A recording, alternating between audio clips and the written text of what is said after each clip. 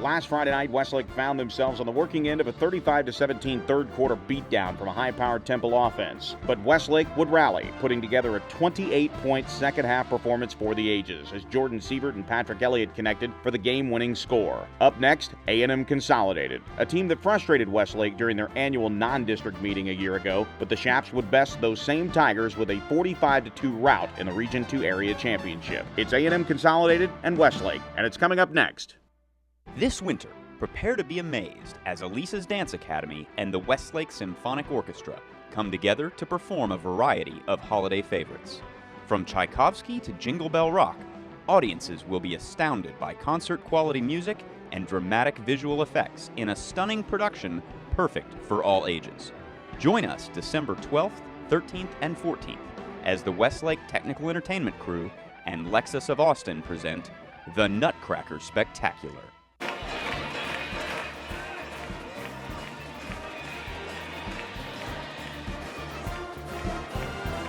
The sights and sounds of game day, we welcome you back for another week of coverage of Westlake football. What a week it was a week ago. A 28-point deficit in the second half, a 28-point deficit overcome, and 45-41, and Westlake notches their first non-district win. They moved their record to 1-1. We welcome you inside the UFCU broadcast booth, and you'll notice that this is not John Nidell. We'd like to welcome two-time Super Bowl champion and, of course, a lifetime Texas Longhorn, Dan Neal. You know a little bit about the offensive line, Dan. Right now, Westlake has one of the premier ones in the state, at least judged by others. They've got a lot of growing up to do. They did that last week with an amazing come-from-behind win over Temple. Yeah, a win like that can really change a whole football team. This is the beginning of the season. They made a statement by coming from behind and winning a big game at home. Now they can grow on that. And really, a football team is directed by that offensive line. They're the one that set the tempo for that team. They're the ones that everyone kind of looks to. And right now, this football team and that offensive line really have a challenge tonight to go out and set the tempo for another game. And with that, we go down to the sidelines. Of course, the captain's meeting at midfield for the coin toss. We introduce our third man on the broadcast crew tonight. And, of course, that man is Abe Garcia. Abe, how's it feeling down there? It feels really great down here. It's a lot of electricity down here, especially after last week's game. Westlake a little bit confident here on the sideline. And by the way, we got a special guest down here. Ricky Williams is down here. Oh, wow. Very nice. Well, you know Ricky Williams a little bit, right? That's Abe Garcia down on the sidelines, star hunting apparently.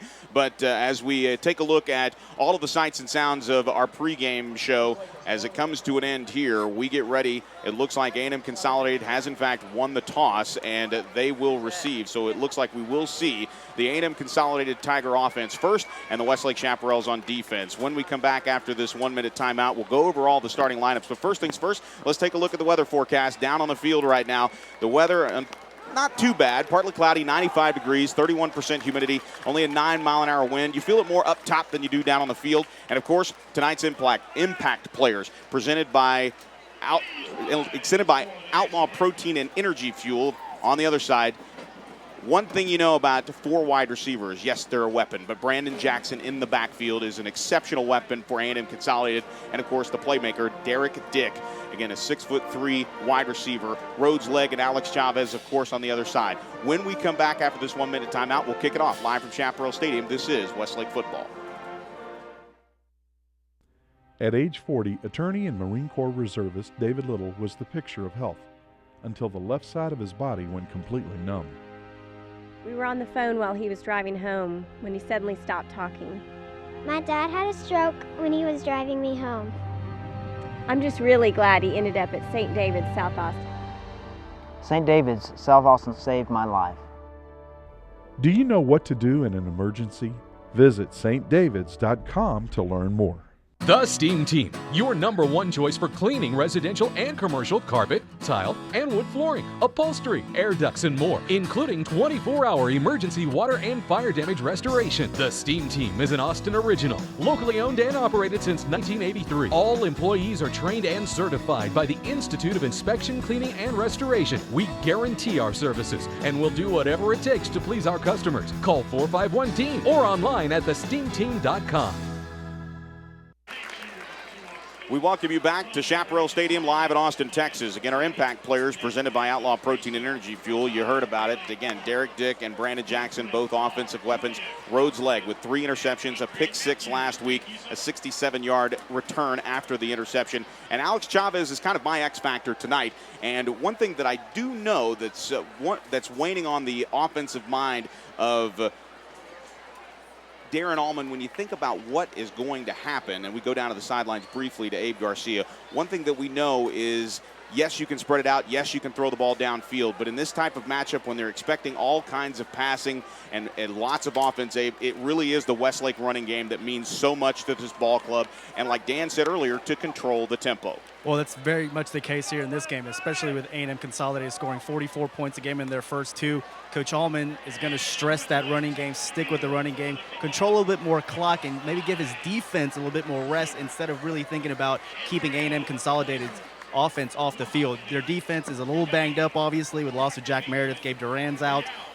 You know, they need to have that rest, and I think that's what Coach Allman wants to implement in this game. A little bit more running game tonight.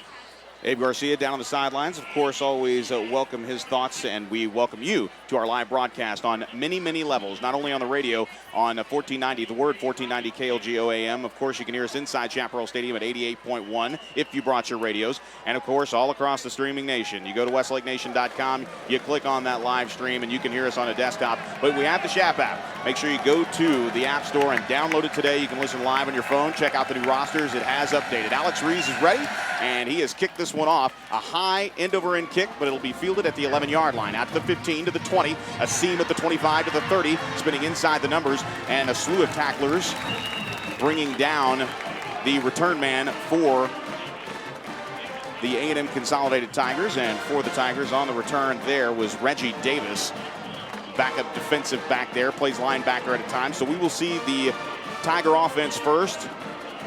The tackles are Luis Banuelos and Connor Smith. Michael Olney and Ray Baldovino are the guards. The center is Kobe Foster. The wide receivers, Daniel Zivney, Corey Dukes, Brandon Jackson in the backfield, Derek Dick, the slot receiver, and of course, Kerry Thomas. And they go with 3 wide receivers to start it out.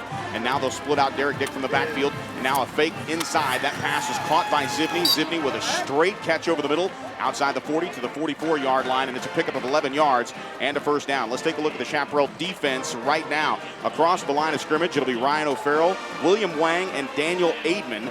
And we'll get you the rest after this play as a hurry-up offense. On an option play here, the quarterback, Kobe Miller, tossing to Jackson. Jackson trying to dance his way out to the first down marker, bounces it outside the numbers to the 45-yard line in Westlake territory. That is a 12-yard pickup and back-to-back first downs. Of course, in the middle of the field defensively for Westlake, the outside linebackers are Luke Womack and Tyler Bost. Bryce Beauvoir, as we will make sure we say that name 10 times fast. And, of course, Hudson Hall lining that as well. Boisvert is the correct pronunciation. Checked with his family earlier today. And we'll get you the cornerbacks right now. Bennett Huddleston, along with Rhodes Leg in the defensive backfield, along with Matthew Andreo and Tate Shaw. We'll get you the rest of the starting lineup when Westlake takes the field on offense. But right now, after a 3-yard gain on first down, it is all A&M Consolidated, dressed in the white jerseys with the maroon pants, the maroon helmet with the ACM logo on the side. Back to pass is Miller. Fires here to the near side, and that pass is caught. Nice catch there on the inside by Kerry Thomas. And it's not one, it's 5 guys right now that are a feature of this offense, Dan. They are moving the ball down the field. That's a 7-yard pickup, and it's very close to a first down, and it looks like they will give them the 34-yard line. It is a first down in Chaparral territory. It was a nice wide receiver screen play, and they did a great job blocking and getting downfield. 3 wide receivers here to the far side left. 1 here to the near side right in front of the Westlake bench. Miller back in the shotgun, flanked by Jackson. Now rolling to the left on the option play. The toss to Jackson. There's room to run. To the 30, inside the 25. Gets loose at the 20. Cuts it back inside towards the numbers on the far side of the field. And a nice scamper there inside the 10-yard line down to the 7. A nice pickup there on 27 yards for Brandon Jackson on just a little bubble toss. It was an option play, but really what's impressed me more about these receivers, besides them catching the ball, is blocking right now. They're doing a great job of getting their guys outside and break and contain, and we're seeing a lot of good running yards for A&M Consolidated right now. First and goal officially from the 6-yard line along the left hash. Again, moving left to right here in the opening quarter are the A&M Consolidated Tigers. a very busy backfield, a back on either side of Miller. Miller will take the ball himself. He'll run it up the middle for his own read. He's at the 5, at the 4, down to the 2-yard line. He's very close to the goal line, and he is in. Touchdown, Kobe Miller. And for the second time this season, the quarterback for the A&M Consolidated Tigers has pay dirt with his feet. Touchdown, A&M Consolidated. Touchdown, Tigers. Well, if you look at that play, really, Joe, what's so great about it is it's a option play, and it's a gut option. And right now, Westlake's kind of confused. They don't really know who's got who, it seems like, coming out of the backfield. On for the point after touchdown is Zibney. For the extra point, the snap is down, the kick is up, and the kick is good. So with 10:14 to play here in the opening quarter, it's all A&M Consolidated. Tigers lead this 7-0 with Westlake coming up on offense. This is Westlake football. On game days, you see me running out here with close to 100 other people. It's a team effort. It takes all of us to make UT football a success. It's a lot like you and your finances. You need to surround yourself with the best people in the business. That's where University Federal Credit Union comes in.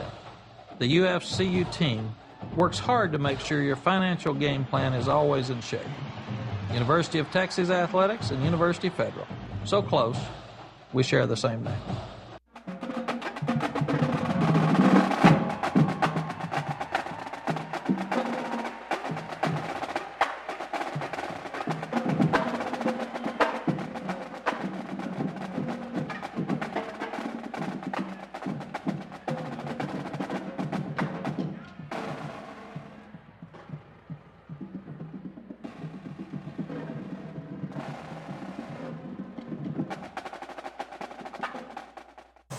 And we welcome you back to Chaparral Stadium. A very quick scoring drive here. A 6-play, 67-yard drive. Only took 1:39 off the first quarter clock. A 6-yard touchdown run by Kobe Miller, his second of the season, his first of the ball game, and that got A&M Consolidated on the board, 7-0. Joe Taylor, Dan Neal, Abe Garcia joining you. Our assistant producer is Cameron Walker. Our statistician is Brian Ferguson. And of course, if you're watching on the Time Warner Cable Sports Channel, replays at 9 a.m. Channel 1509 in the Greater Austin area. But check your listings. You probably have it statewide. Here's Zibney with the left-to-right kick to start it off here on the ensuing kickoff. It'll be fielded about 3 yards deep, and bringing it to a knee is Malik Jacobs. And we're going to see Jacobs in a lot of different packages tonight. He is the speedster on the junior side, coming up from the JV, and there mentions that he will have some opportunity with some personnel packages here, but it's going to be a speed night. But look, because of the explosive offense, Dan, look for Westlake to really try to take the air out of the ball. Well, what they need to do is they need to stop the run game. Football is a simple game when you break it down. A&M Consolidated right now is rushing the ball very well. Westlake needs to match that. They need to establish a ground game.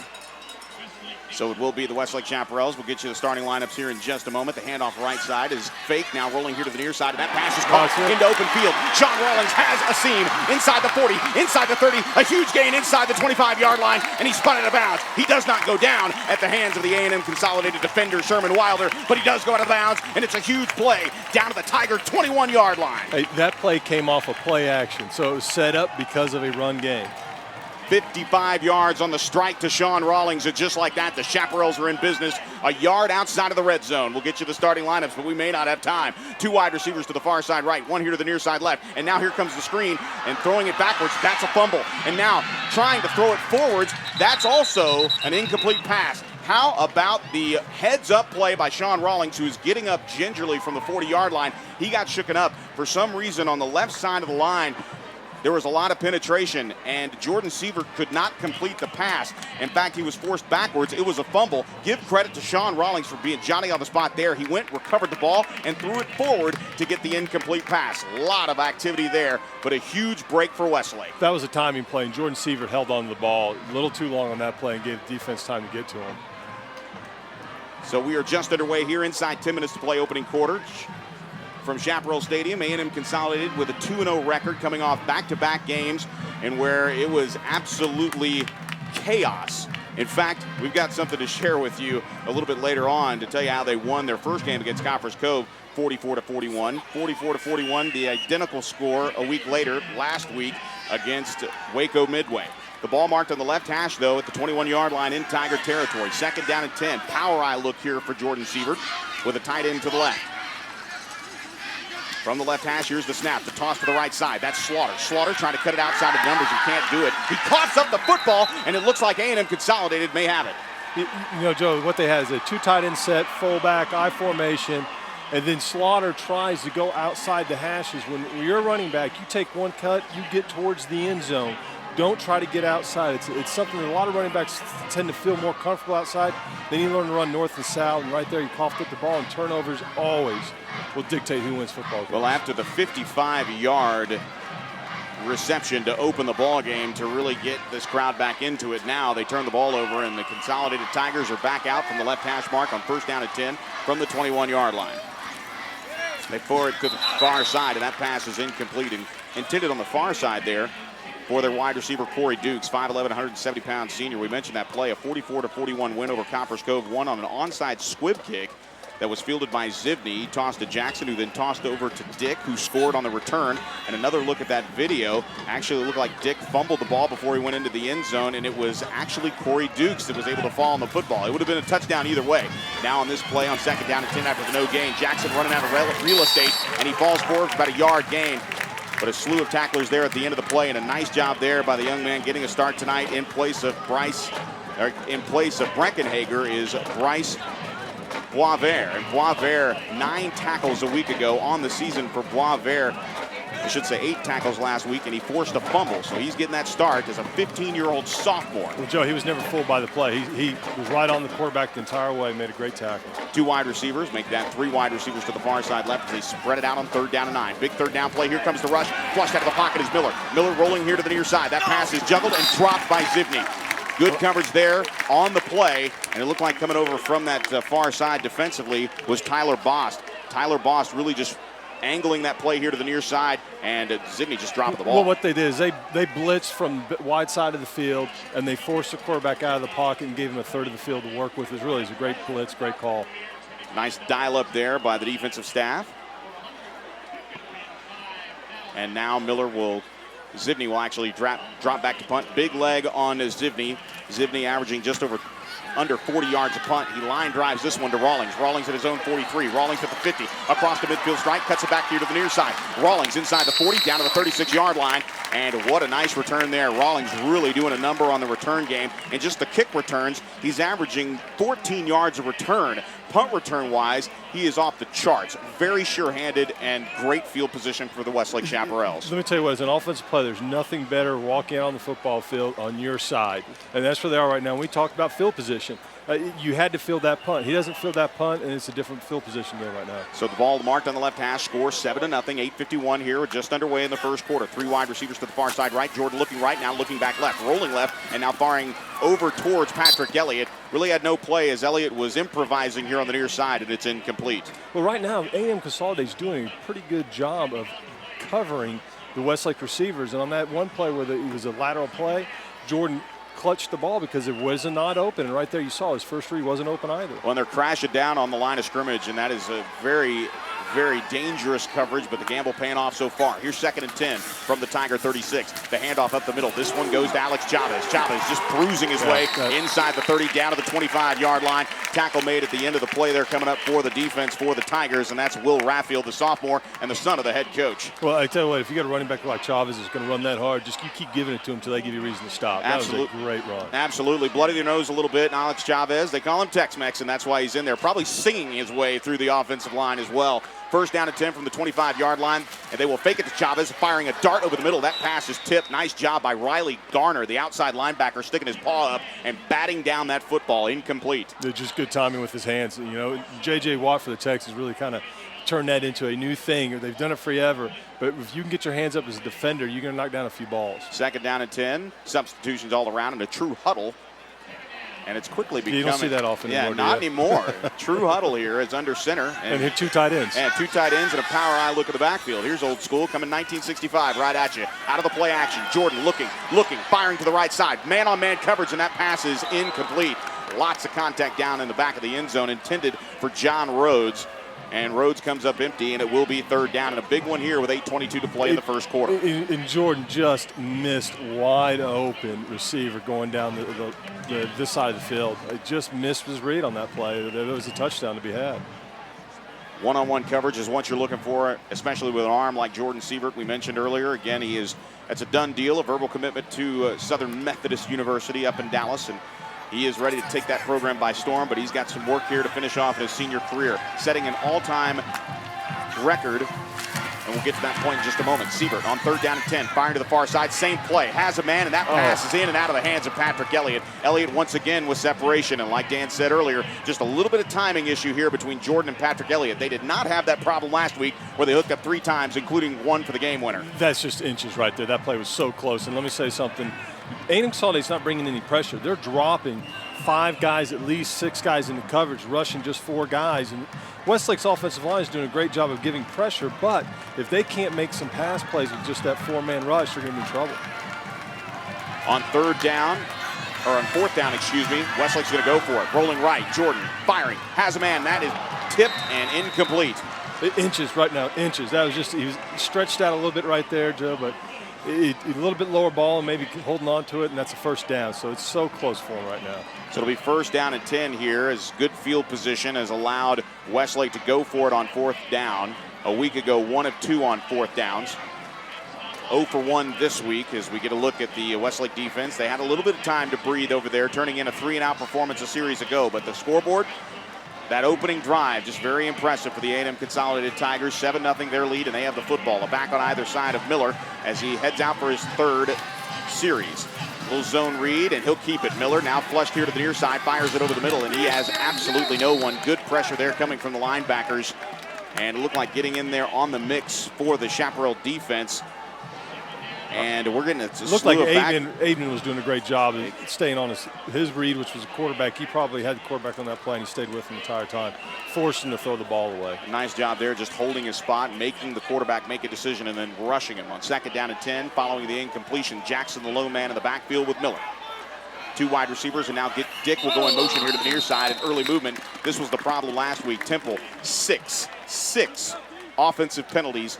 False starts in the second half alone. That is something that I know as an offensive player, especially an offensive lineman, you're going to be running some stadiums that week in practice. You know, I'm watching that, and Aidman flinched a little bit, and I'm thinking encroachment, but that's an old offensive lineman, right? So I'm happy to see they get the legal motion against A&M Consolidated. We'll get you our officials after this play here on 2nd down and 15 after the 5-yard loss. 2 wide receivers. Now Dick going in motion down the line of scrimmage. Back to pass is Miller.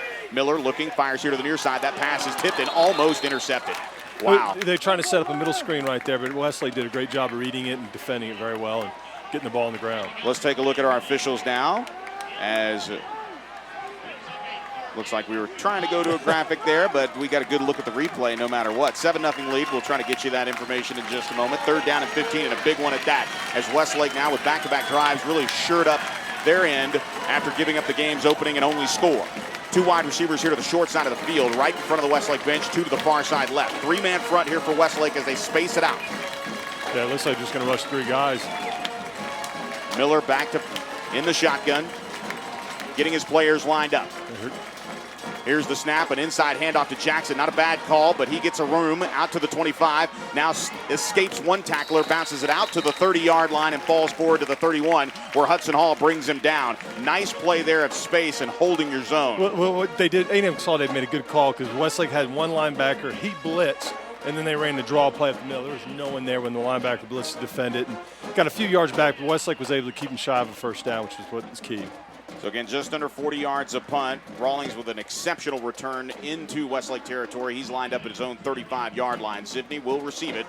Zivney, and almost had it blocked. It's coming here to the near side in front of the Westlake bench, and it will go out of bounds. Once again, good field position here for the Westlake Chaparrals. They'll start right around their own 41-yard line. Well, Westlake's definitely winning the special teams battle right now. They're doing a great job on both sides. Let's go down to the sidelines at Abe Garcia. Abe? Yeah, Joe and Dan. Dan made a really good point about Jordan missing Tyler Boykin down on the sidelines earlier. It looks like A&M Consolidated defense is taking away Jordan's 1st and 2nd read, which is Sean Rawlings and Patrick Elliott. Let's see if offensive coordinator Jeff Rhodes has been able to let him know that, be able to pick up his 3rd receivers, his 3rd reads. That's Abe Garcia down on the sidelines, courtesy of Texas Honey Ham Company. Proud sponsors of the pregame meal here in the press box. 1st down and 10 from the 42-yard line. Still moving right to left, the men in red. And the handoff will go to Chavez. Chavez stood up right at the line, but still moving his feet and doesn't really lose his feet till he angles himself out inside the numbers and the hash mark there on the left side at the 43-yard line. So a pickup of about 1 on the play. in between the 43 and the 44-yard line.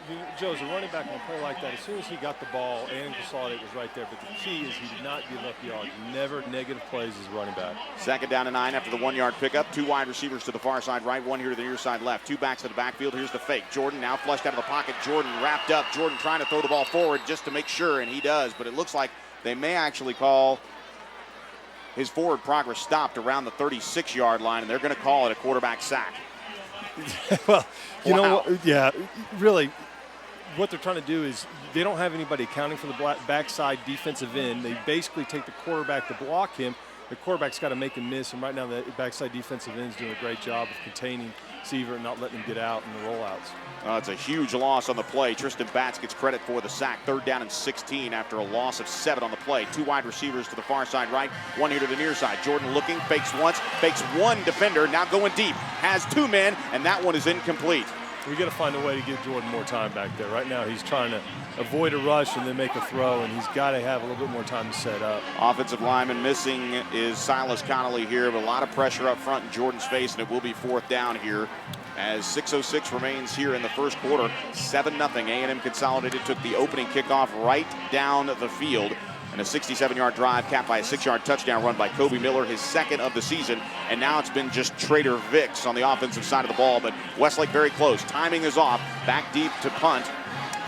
Believe will be Patrick Elliott. We will see. And here comes the rush. Patrick Elliott just drilling one here. A line drive and letting it roll is Derek Dick. He's going to pick it up at the 18-yard line. And now Dick trying to escape one tackler. Dick, the man that scored on the squib kick, lateral on the first play. On the first game, if you will, against Copper's Cove, but now it looks like we have an injury on the field. We will go ahead and take a 60-second timeout as well. We owe you one. We'll be back in 60 seconds. Again, your score from Chaparral Stadium, 5:50 to play here in the first quarter. A&M Consolidated 7, Westlake nothing. This is Westlake football. On game days, you see me running out here with close to 100 other people. It's a team effort. It takes all of us to make UT football a success. It's a lot like you and your finances. You need to surround yourself with the best people in the business. That's where University Federal Credit Union comes in. The UFCU team works hard to make sure your financial game plan is always in shape. University of Texas Athletics and University Federal. So close, we share the same name.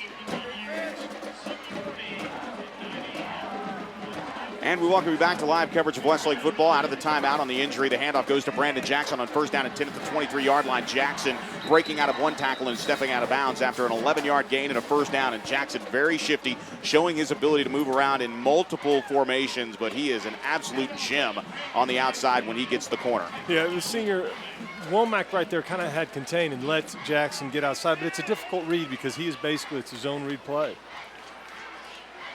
3 wide receivers here. To the near side right, 1 receiver to the far side left. Empty backfield here for Kobe Miller as he'll back up, and now Jackson flanks him to the left.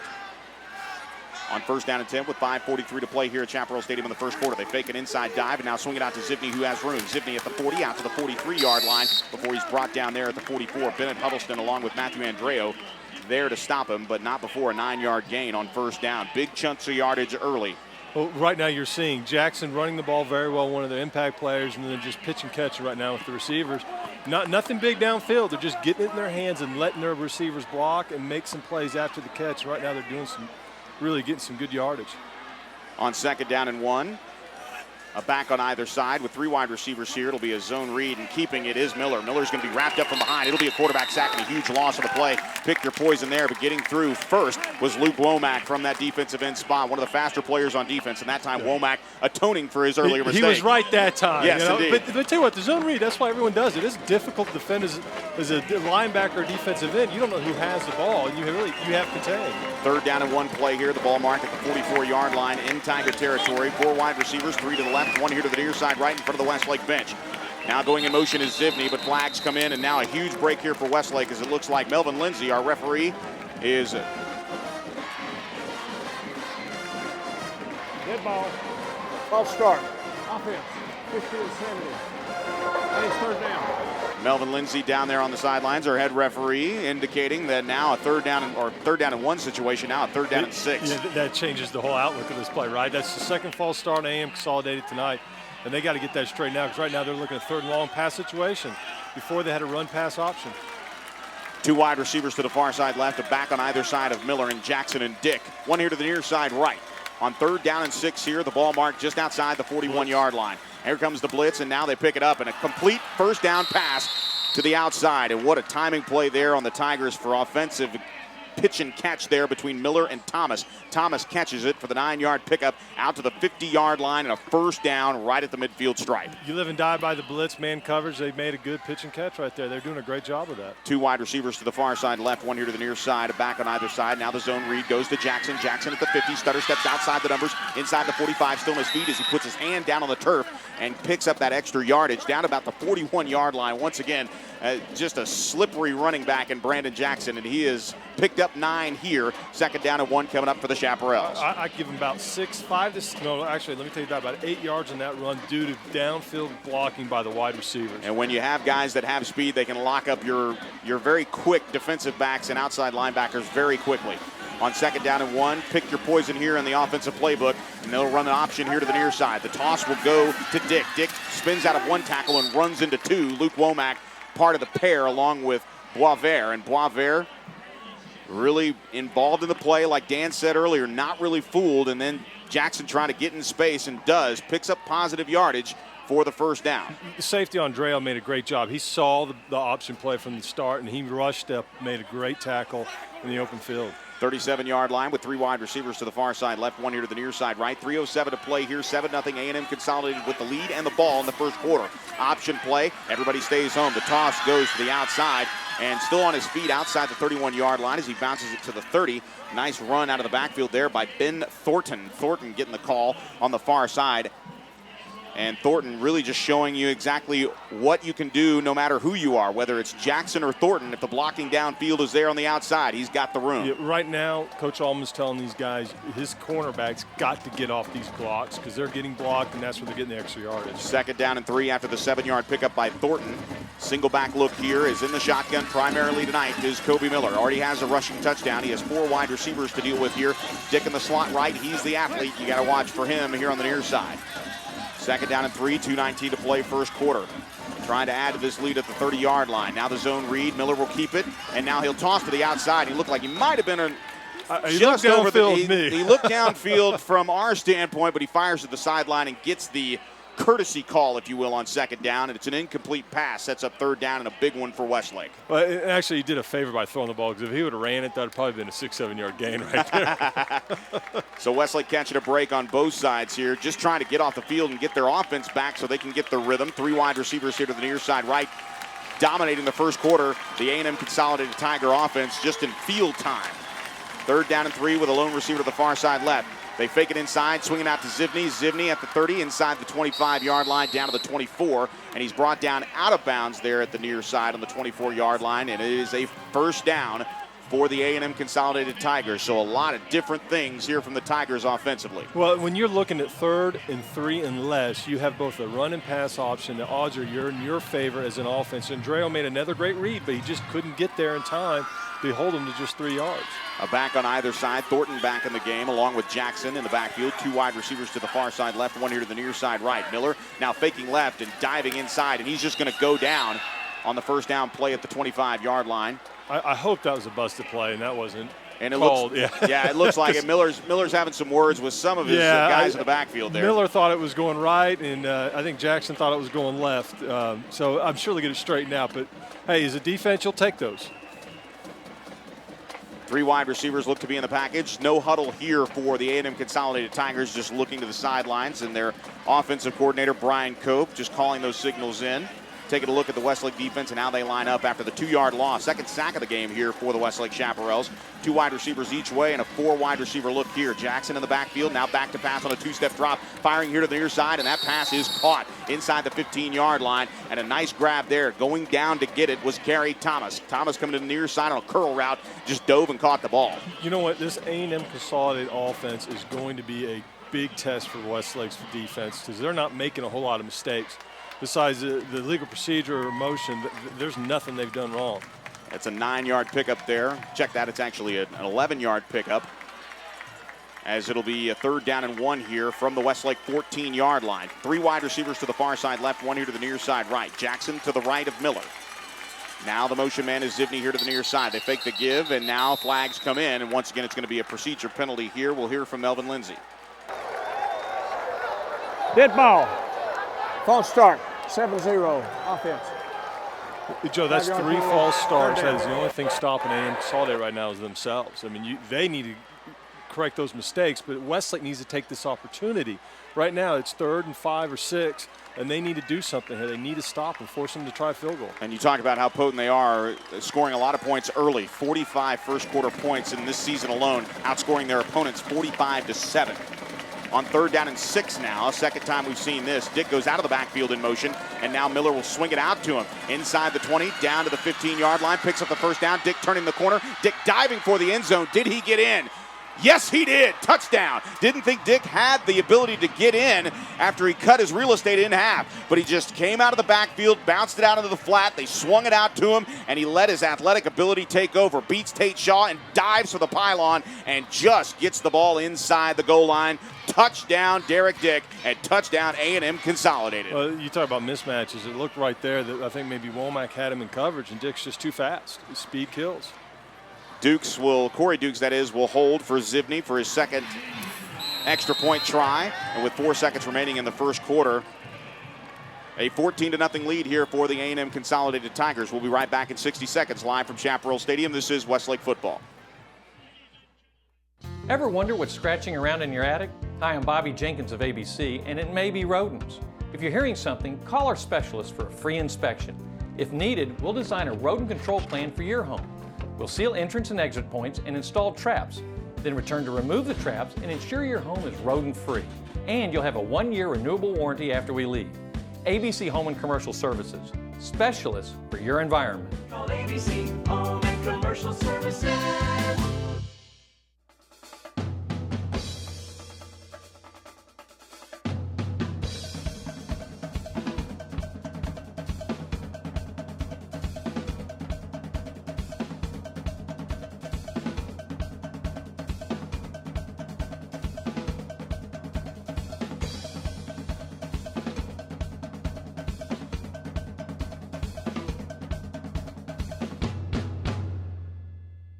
Get down early.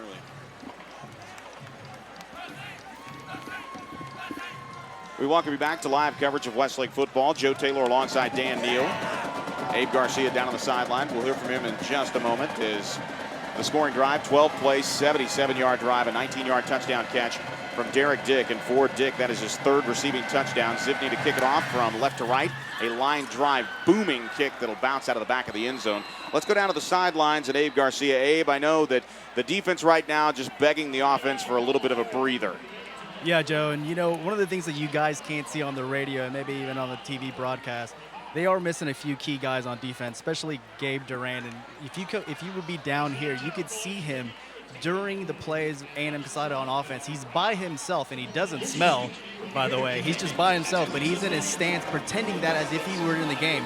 And you remember his older brother. He wasn't the biggest or the fastest or the strongest, but he was a hell of a player. And Gabe Duran's right there. That's Abe Garcia down on the sidelines. And again, of course, talking about Gabe Duran's older brother. Gabe not playing for the second straight week. Probably will be back by the Steel game a week from tonight. Now on first down and 10, the toss to the far side, and Chavez can't get loose on the right side. And a nice play there defensively coming up is Riley Garner and making the pop on Alex Chavez. And backwards go the Chaparrals as they start from their own 25 and go backwards forward about the 21-yard line. Joe, there's nothing wrong with the way that play was drawn up. The problem is with how it was executed, and Westlake did not block Riley Garner. He got off his block and dropped him for a loss. And I was talking earlier, as a running back, you never want negative plays. And right now, they're in a negative situation. And they will let the first quarter clock expire. So after one quarter of play, A&M Consolidated leading Westlake at home at Chaparral Stadium. It's A&M Consolidated 14, Westlake nothing. We'll be back in a moment. This is Westlake football. For 102 years, the Coverts have set the standard for car dealers in Central Texas. Hi, I'm Jenny Covert, and your parents, grandparents, and even some of your great-grandparents have shopped with my family. Our service, our inventory, and of course, our low Covert price are the reasons over 1 million customers come back again and again. We want to be your car dealer. Let us prove it. Covert Auto Group, Austin, Bastrop, and Hutto.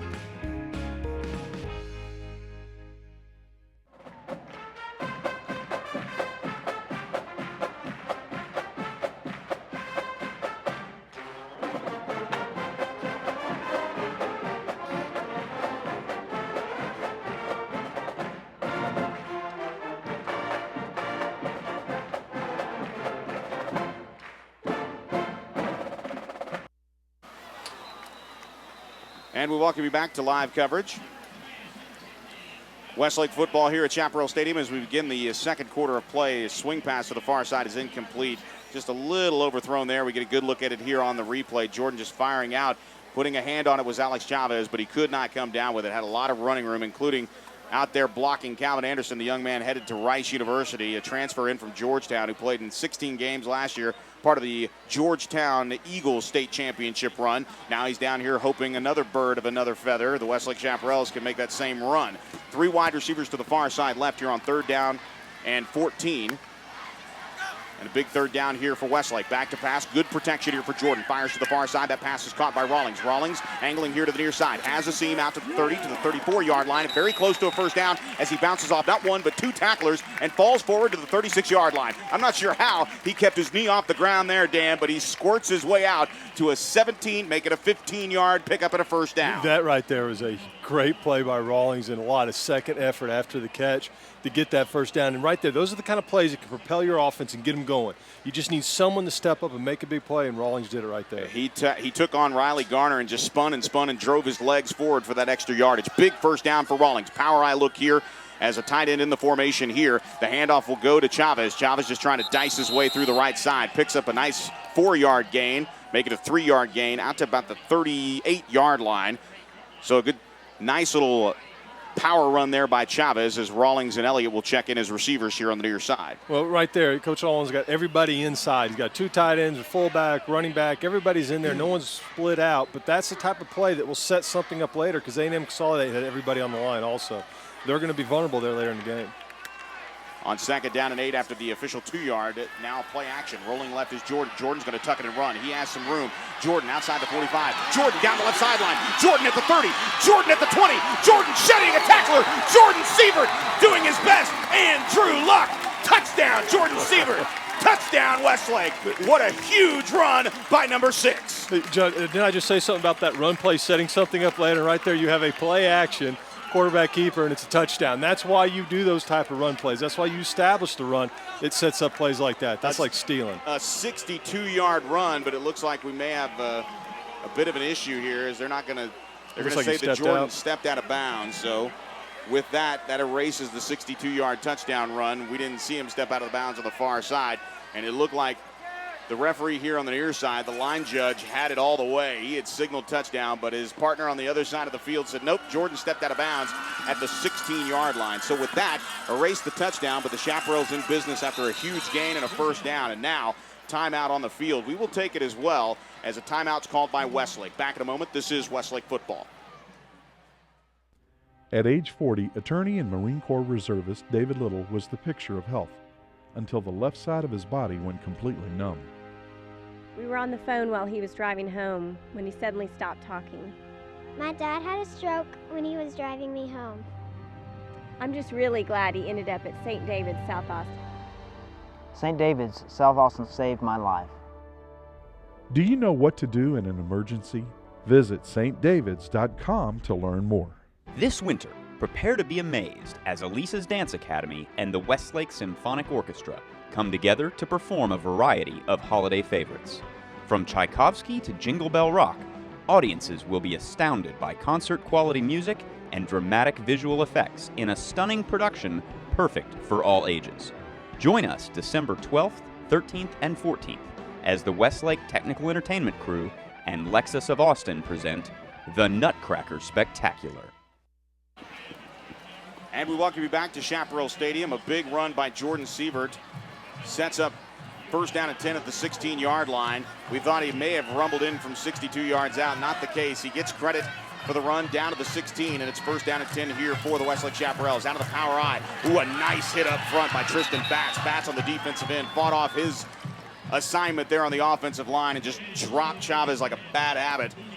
And a nice job there as he backs it out to the 17-yard line. Officially a loss of 1, but just absolutely blowing up that play was Batts. Yeah, Westlake just got beat up front and made a great play. And Westlake needs to find a way to get body on body and sustain the blocks. Two wide receivers here to the near side right with Elliott lined up as a receiver right in front of the bench.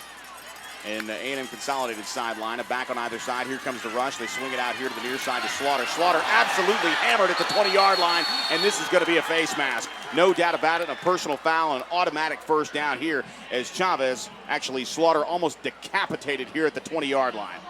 Yeah, that's blatant right there. That is a 15-yard. Yeah, Wilder came across with a WWE clothesline move, but he looked like, to his credit, he actually got blocked out of the play and was just reaching out, and it looked like the young man blocking him for the Chaparrals on offense might have caused him to turn a little bit, and he took his eyes off the target. So no damage done, quote-unquote, to Slaughter, but still a big break for Westlake. An automatic first down and a very good spot here for the Chaparrals. That was Will Copa getting out there on the screen. Now, just my critique of that play, I'd love to see Will throw it to his legs and knock him out, but he did his job in the sense that he forced a bad angle and it resulted in the penalty. A big target out there with number 75, 6'8", 315, just towering over the would-be tackler, the young man Wilder out of the defensive backfield. From the right hash, here's first and goal from the 7. Power I look under center is Jordan Siebert. Now an inside handoff. Wow, what a nice call here as Rhodes is trying to make something of it, but he can't do it. John Rhodes getting an opportunity there on the inside, and that is shades of a counter gap play. Dial it up for the Washington Redskins one time. Just a fake, and then a handoff again. And it, unfortunately for Westlake, it didn't work out, and a nice play defensively there. Coming up and making the pop is Reggie Davis. Yeah, it was a good play by Consolidated. Give credit where credit's due. Westlake, again, sustain blocks. Running backs get north and south. Do not go sideline to sideline. We can't have the negative yard plays.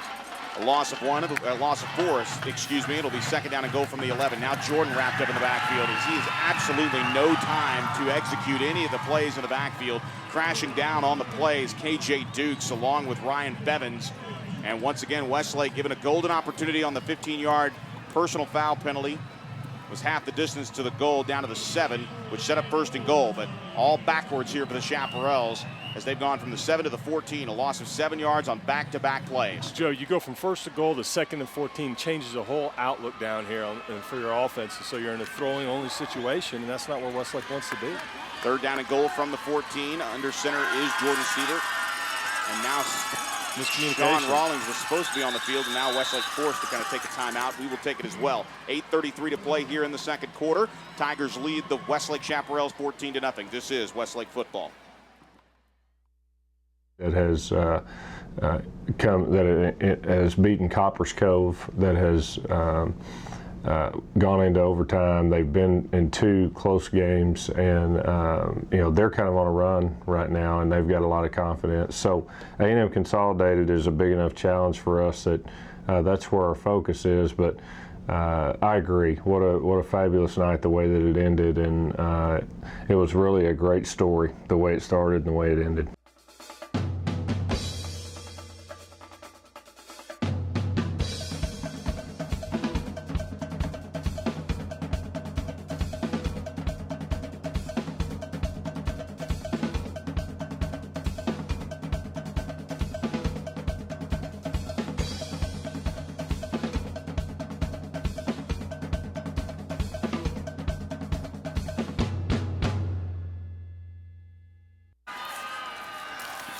Jordan Sievert on 3rd and goal from the 14. Leaping grab there inside the 5. In fact, they're going to call Patrick Elliott down at the 5-yard line. So at least a nice pickup there of 9 yards on the play that will set up 4th down. And now Westlake just trying to get on the board here, and they will do so. And it looks like we've got a pair of kickers just kind of duking it out here for the Westlake Chaparrals. Doing the kicking duty last week was actually Alex Rees and not Dallin Nelson. He was 4-4 on extra points was Rees, including a field goal from 25 yards out.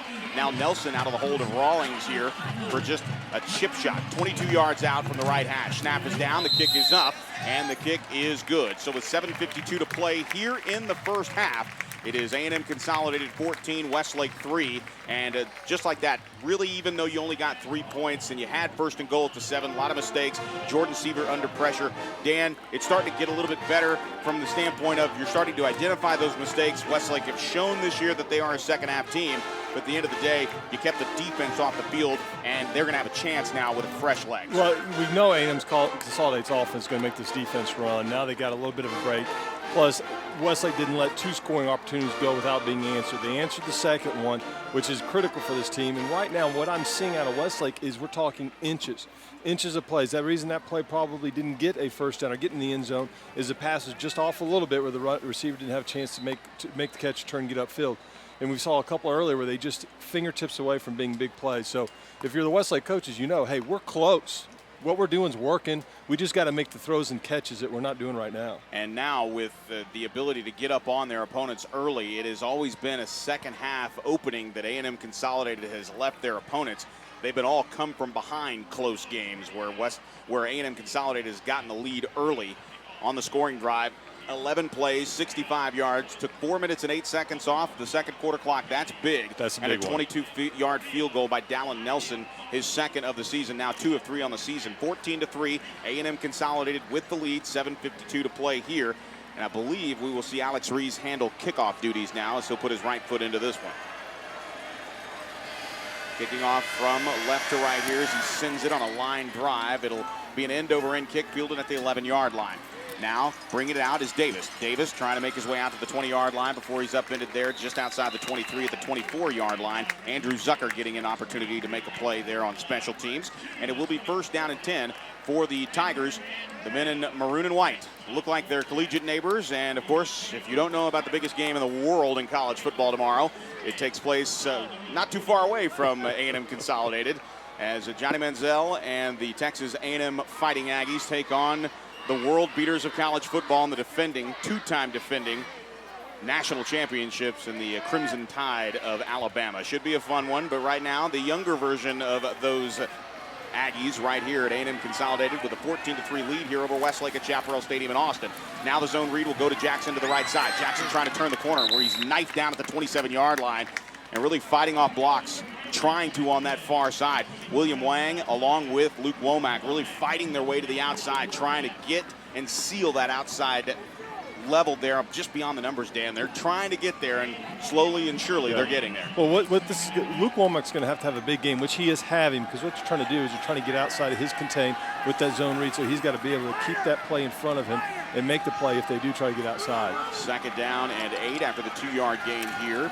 Now firing here to the near sideline, and that pass for the A&M Consolidated Tiger offense. Making that grab here is Brett Harp. Harp, the 6', 165-pound junior, makes the catch here. Little flanker screen. Harp makes a catch, but Duke makes the play with the block again downfield.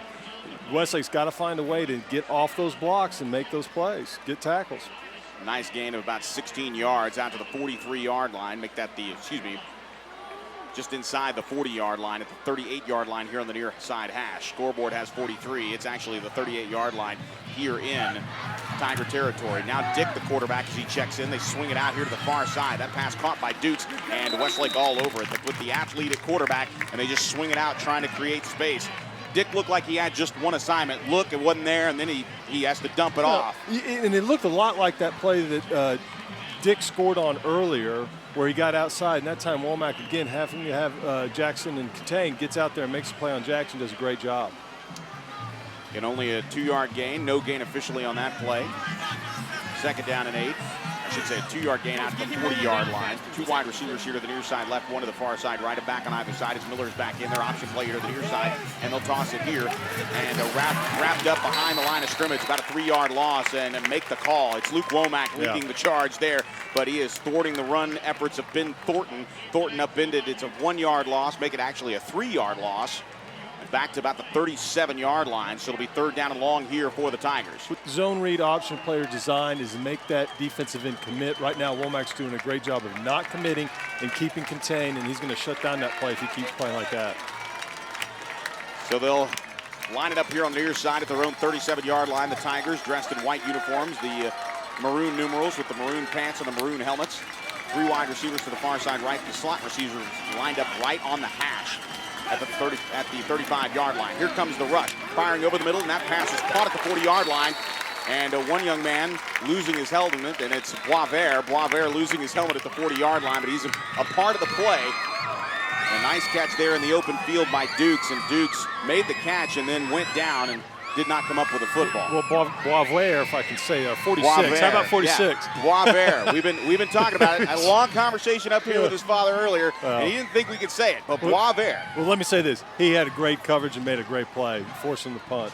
Sean Rawlings back at his own 25-yard line, and Zivney a high punt, and Rawlings will call for the fair catch, and he will get good field position there at the 24-yard line. Call it the 23-yard line. Joe, we talked earlier against special teams. Westlake's been close twice to blocking a punt. Keep it on as this game progresses. If they can stop A&M Consolidated forcing the punt, there might be a play there later in the game. First down and 10 here for the Chaparrals. Once again, the offense getting a little time to go over things here. The pace quick in the first quarter, slowed down a little bit here in the second quarter. 5:08 to play here. 14-3 lead, A&M Consolidated with a touchdown in the first quarter, touchdown early in the second quarter.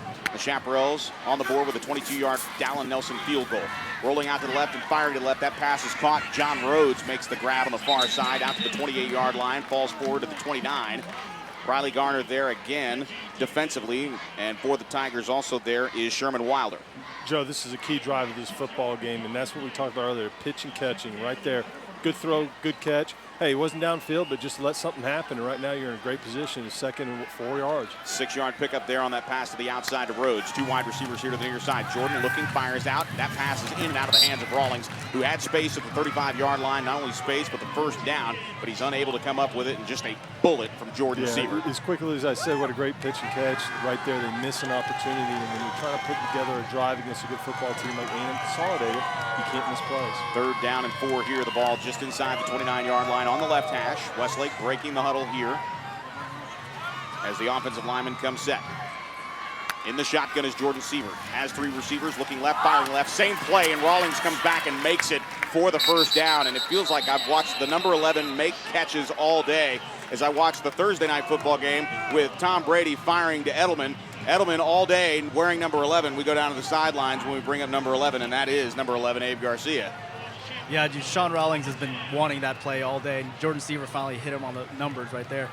Julian Edelman, again, a big night, 13 catches in that win for New England, but we're seeing a lot of 11s catch a lot here, both Thursday and Friday night from my perspective. Jordan now sitting in the pocket, has time. That pass complete to Dansby, the big tight end, finally getting an opportunity here as Jordan finds him here on the near side, and that pass is caught all the way out to the 50-yard line as his forward progress takes him to the midfield stripe. A 12-yard pickup and a first down for Zach Dansby. Ran into some of his family all the way in from Southern California to watch the ball game tonight. A treat here for the high school football fans from Southern California and fans of Zach Dansby as they pick up the first down. Power eye look here for Westlake as they'll start with a power eye look and the handoff to Chavez. Chavez just diving forward for a 2-yard gain inside the Tiger 48-yard line. Joe, I got to go back to play before. Copa and Egger did a great job of picking up a twist on the outside to allow that play to happen. You know, I got to give some credit to the guys up front when I can. Great job up front. 2nd down and 8 here as Jordan seems to have a little bit more time, and at least the decision-making is crisper, so he's not watching the progression. Quick strikes, so adjustments being made on the fly by the coaches, and the players are executing. Back on either side here, Jordan in the shotgun, 2 wide receivers to the left. It'll be zone read, play action, now here to the near side, and now going deep with a one-on-one coverage, and Rawlings falling down. And this is the 3rd time in this particular drive that Rawlings has looked back to the sidelines begging for a flag. A little bit of movement A little bit of touchy-feely going on there between Rawlings and his defender, but no flags thrown. And the play earlier when he was asking for a flag, the arm was getting a little bit high on the face mask, and I saw what he was saying, but right there I didn't see anything. It just looked like it was overthrown and just did not, again, make the pass and catch. Westlake's got to get that done. Rhodes and Rawlings along with Elliott split out to the far side left. The tight end Dansby here to the near side right. 3rd down and 8, rolling is Jordan. Jordan looking, has time, fires at the sideline. That pass caught by Elliott. Elliott will be shy of the first down. Will fall down right around the 46-yard line. So he does pick up 2 yards and a 4th down decision here for the Westlake Chaparrals. You can see the attitude of the Westlake football team. Elliott could have easily stepped out of bounds, but he stopped and turned upfield. These guys have been coached. You do not step out of bounds. You go down going forward inside the field. And 3:05 remaining here in the first half. It looks like Westlake's going to take it. We've seen this before where Jordan Siebert is backed up to punt this one. He'll look to the sideline. They'll wait and see what the defense is doing. But we could see a play here on 4th down and 6, but no. Siebert will retreat, and this will be a pooch punt. Low snap, but he fields it, and it's a nice end-over-end punt. It'll be fielded by Dick at the 12. Dick sidesteps one tackler, makes him miss, angles here to the near side at the 20. Runs out of running room, and now a heads-up play there by Sean Rawlings, but he can't get him. Dick to the far side. Patrick Elliott trying to make a move to the far side. Dick still on his feet at the 25-yard line, out to the 28, before he's wrestled there by a slew of tacklers out to the 30-yard line. A nice opportunity there, and definitely a great effort by Derek Dick as he is finally brought down at the 30-yard line. Only 18 yards, but he runs about 50 to get him. Those are the plays that give head coaches high blood pressure. You got to give Dick credit. I mean, he ran all over the place, made a play, but honestly, as a coach, you want to tell your guy, get forward. If there's nothing there, don't lose yardage. He was able to pick up at least some positive yardage, a lot of running, but more importantly, about 15 to 17 seconds off the game clock in that return. Right now, A&M with an opportunity to put this some distance between them and the Chaparrals. Right now, it's just a 12-point lead for the Tigers as they have the football, 14-3 with 2:26 to play first half. 2 wide receivers here to the near side. Now going out of motion is Jackson. Now going over the middle, and Miller has a man, and what a play on the far side. Nice job there by the defensive back, and it's our Chap of the Week, Rhodes' leg.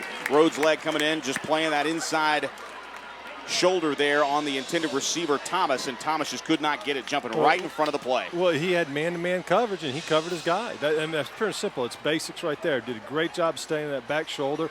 Ball came in there, got his backside arm around and knocked it down. 2nd down and 10. The ball marked at the Tiger 30-yard line after the incomplete pass downfield to Thomas. 2 wide receivers here to the near side left, a back on either side of Miller. A receiver to the far side right. Now they swing it out here to the near side to Jackson. Jackson at the 30 to the 35 before he's roughed out of bounds there by Tate Shaw. No, he actually spun out of the Tate Shaw tackle, falls forward to the 39-yard line. Very shifty feet there and a 9-yard pickup for Brandon Jackson. It was a good play, but really, again, I know I'm sounding like a broken record here, but A&M Consolidate's receivers are blocking Westlake's cornerbacks. They got to get off those blocks and make those plays. 3rd down and 1, and a big one here is now Miller coming to the offensive line. Now backs up into the shotgun. He'll have 2 men to his right, 1 to his left, 2 wide receivers to the far side right, 1 here to the near side left. On the handoff on the zone read, straight ahead to Jackson. Jackson stood up right at the line of scrimmage, driven backwards, but it looks like his forward progress will make it just beyond the 41-yard line, and it is a 2-yard run for a first down. So the clock will stop momentarily as the ball is set with 1:41 to play. The Tigers pick up enough yardage, first down and 10. Well, right now it's a minute 41 left in this half. Westlake really needs to get a stop. You do not want to go into halftime giving up some points.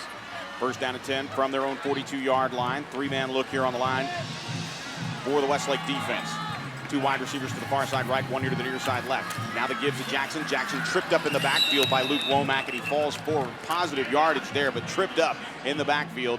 And a shoelace grab there, and it looks like that's really the only way you're going to stop Jackson in the backfield, as knifing forward and just getting a little bit out of the reach there of Luke Womack and Boisvert, actually. Well, it looked like Bobby Wachowski was in on that play in Womack's spot, but they got to do a good job containing that zone read. On 2nd down and 8, Miller going down the sideline. He has a man, and it's Dick. He has the main man, Dick, and it's a clock football inside the 29-yard line, and actually he will make his way down just inside the 28, down to the 25-yard line, and Dick somehow left alone. Got to put a hat on him at all times as Derek Dick picks up a 30-yard catch and a first down inside Chaparral territory. And it looked like there on the near side. Well, it looked to me like there was a little confusion between Leg and Shaw about who had Dick, and Dick was open. You cannot allow that. He's too good of a player. First down and 10. The ball marked just outside the 25-yard line on the right hash at the 26. 3 wide receivers here to the near side left, 1 to the far side right. Inside a minute to play here. A&M Consolidated with the lead. They swing it out here to Zipney. Zipney with some space inside the 25, inside the 20. Keeps his feet inside the 15. Sandwiched at the 10, but he falls forward down to the 8-yard line. And Boisvert coming up at the back end of that play, and that's a 20-yard pickup. So back-to-back plays, 50 yards. And just 2 plays go the Tiger offense, and now they've got first and goal here with only 43 seconds remaining in the quarter. We had a missed tackle, or Westlake had a missed tackle that could have, saved him some yardage there. Again, we talk about the basics of this game, and I'll refer to it quite a bit because that's what it is, blocking tackle. We'll go ahead and keep it here and awaiting the first break of the first half, obviously. We welcome you to Chaparral Stadium in Austin, Texas. Beautiful skyline, nice night, a little hot as we are pretty much in the final stretch of the summer season, and into fall will go next week in September, but it's a perfect night for football here. And of course the Westlake Chaparrals will have an opportunity to regroup in the second half. Right now they're just trying to keep the A&M Consolidated Tigers out of the end zone. They'll settle for 3 here if they can somehow man up. And one of the things that has been constant over the years with the Westlake defense, whether under the guidance of Derek Long or Darren Allman here as fifth-year head coach, Westlake can play inside the red zone. They are a very effective defense when teams like this run out of real estate, Dan. And here's the thing for Westlake. A field goal is a win for this team right now, and that's a positive note going into halftime because right now they've only punted twice. Their defense really hasn't been able to stop this A&M Consolidated offense. Now's a great time to stand up and make a stop. So on first and goal from the 6-yard line, same formation. Now Miller's going to try to take it up the middle, spins out of 1 tackle, falls inside the 4 down to the 2-yard line, and he is dropped at the 1. It's a good run by Miller, and that's the same play that Miller scored, I believe, on the first drive with, in the zone read up the gut, and they got good play in Consolidated. Second down and goal from the 1. Now they're just trying to cash it in, and stood up right at the line, and it doesn't look like A&M Consolidated got it. They weren't hiding what they were doing right there. They was going to see who's bigger and tougher, and right there Westlake was. They stopped them cold of a touchdown, and with 15 seconds left. And that's pretty much all on the nose guard as the linebackers kind of crash down, and that's William Wang getting his first start in a varsity uniform, the senior, and he's the one that really leads that charge out of the middle of the defense. So a nice job there by Wang, along with the Westlake front seven, just really piling on. And again, we're talking about maybe an inch away from pay dirt with 15 seconds to play. Well, they got one more shot at Consolidated does, and right now Westlake's got another chance to stand up and make a big play. And we're small things, but right now, going into halftime, stopping them right here changes the momentum of this game coming out in the second half. Especially since I believe Westlake gets the ball starting in the second half. They do indeed, and it's all about how you answer on that first offensive series. We're starting to see it come together just a bit. We're going to go down to the sidelines at Abe Garcia. Abe, I know that this would be a huge third down play if somehow Westlake could manage to keep the A&M Consolidated Tigers out of the end zone, but right now it's an issue of time. Obviously, Joe, and even if they get in, I'm actually really impressed with the way the defense has played today. I mean, they're down 14-3. The thing is, I'm more impressed with what the A&M Consolidated's defense is doing. And like Dan has been talking about, it's been a game of inches so far for Westlake offensively. They're going to load it up as Miller will come set under center. Jackson in the backfield is an afterthought. They're leaving it back there enough to keep them honest. Now they will actually throw it, a fade route, and that pass is caught by Kerry Thomas. And a nice job there of just really throwing everybody off. They thought maybe there would be a quarterback sneak, but just a fade route to Thomas. Covering there on the back end was Rhodes' leg, and Rhodes couldn't catch him. Touchdown, A&M Consolidated. And give Rhodes some credit there. He was not fooled. He had the coverage. He knew that was his man. It was just a good throw and catch by A&M Consolidated, and they've really, all that night long, have been throwing the ball and catching the ball very well. So now Anderson on to kick the extra point. Snap is down, the kick is up, and the kick is good. So with 10 seconds to play here, A&M Consolidated 21, Westlake 3. We'll be back in a moment. 60-second timeout. This is Westlake football. At age 40, attorney and Marine Corps reservist David Little was the picture of health until the left side of his body went completely numb. We were on the phone while he was driving home when he suddenly stopped talking. My dad had a stroke when he was driving me home. I'm just really glad he ended up at St. David's, South Austin. St. David's, South Austin saved my life. Do you know what to do in an emergency? Visit stdavids.com to learn more. You need steam for a deep down clean. Send in the team. The Steam Team. The Steam Team is your #1 choice for cleaning residential and commercial carpet, tile and wood flooring, upholstery, air ducts, and more, including 24-hour emergency water and fire damage restoration. All employees are trained and certified by the Institute of Inspection, Cleaning, and Restoration. You need steam for a deep down clean. Send in the team. The Steam Team. Call 451-TEAM.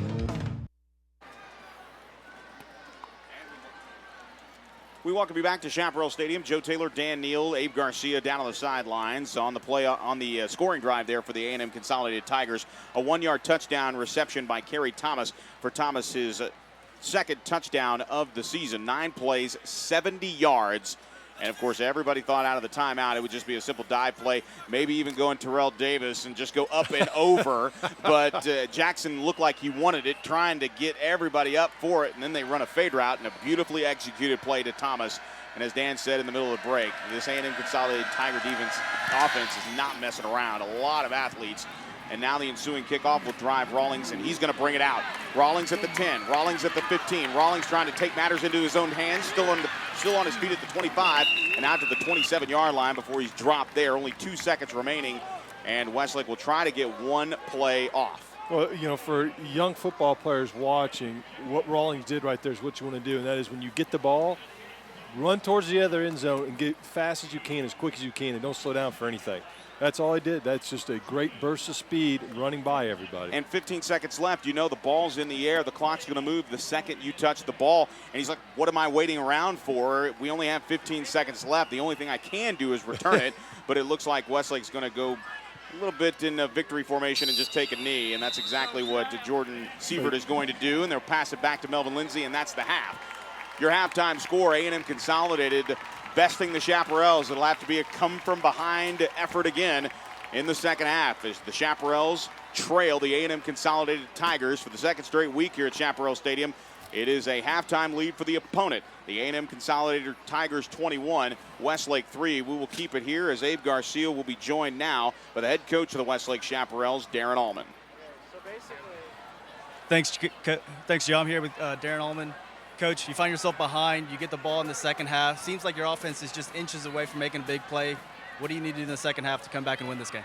We're going to have to do a lot of things differently than what we just did. That was embarrassing, and really all 3 phases. We're not very good. You know, we're a little flat right now. I'm not sure why. I didn't anticipate that. I thought we were more ready to play than that. We're not tuned in. We're not plugged in really to what we're doing. We've got some things that are out of character for us that are going on. So we'll go talk about it in the locker room. That's our job as coaches, is to get it fixed, and we've got players that want to get it fixed. So expect a different look in the second half. All right, Coach. Good luck. That's Abe Garcia down on the field with Darren Allman. Obviously a very disappointed Darren Allman, and you can probably imagine why. But again, the damage done, not necessarily insurmountable. We saw it last week back in the UFCU press box here as we welcome you inside our booth. Joe Taylor, Dan Neal. And one thing that is for certain, Dan, when you think about this quarter, or this half of play rather, it is just inches away from being a different ball game for the Westlake Chaparrals on offense, but the defense has got to find a way to turn it around. And I know what Coach Allman's talking about right there. We talk about those inches. That's just execution. That's players not doing what they're in position to do. The coach has got in position to make play. They're not making the play.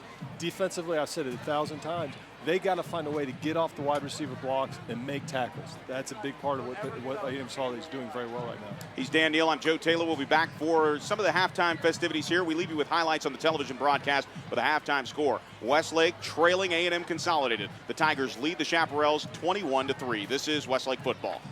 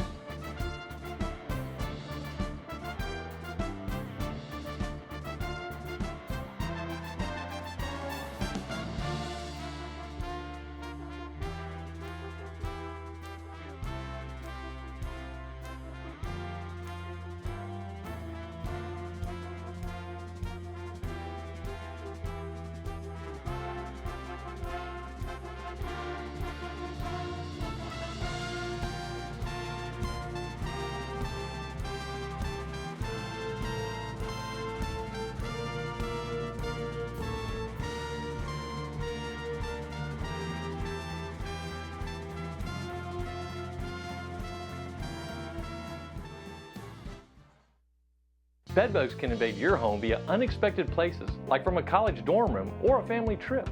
Bedbugs are hard to detect and almost impossible for a homeowner to get rid of themselves.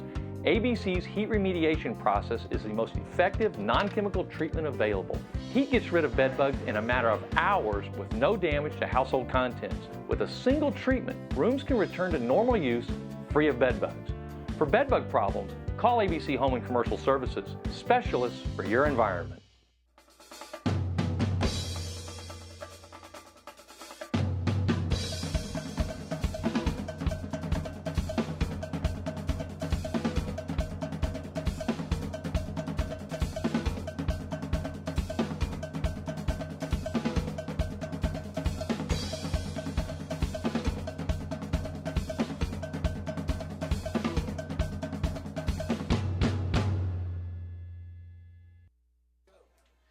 We welcome you back inside the UFCU broadcast booth. Joe Taylor, Dan Neal, you got to see in the back of us because we're watching the band. They're incredible. Yeah, you forgot about it. It's been a long time since the high school days. You're sitting back, kicking back, going, hey, we got tons of time here. And speaking of time, Westlake running out of it, obviously, as we look at the 21-3 lead right now for the A&M Consolidated Tigers. One thing is for sure, their offense in control. They certainly are right now.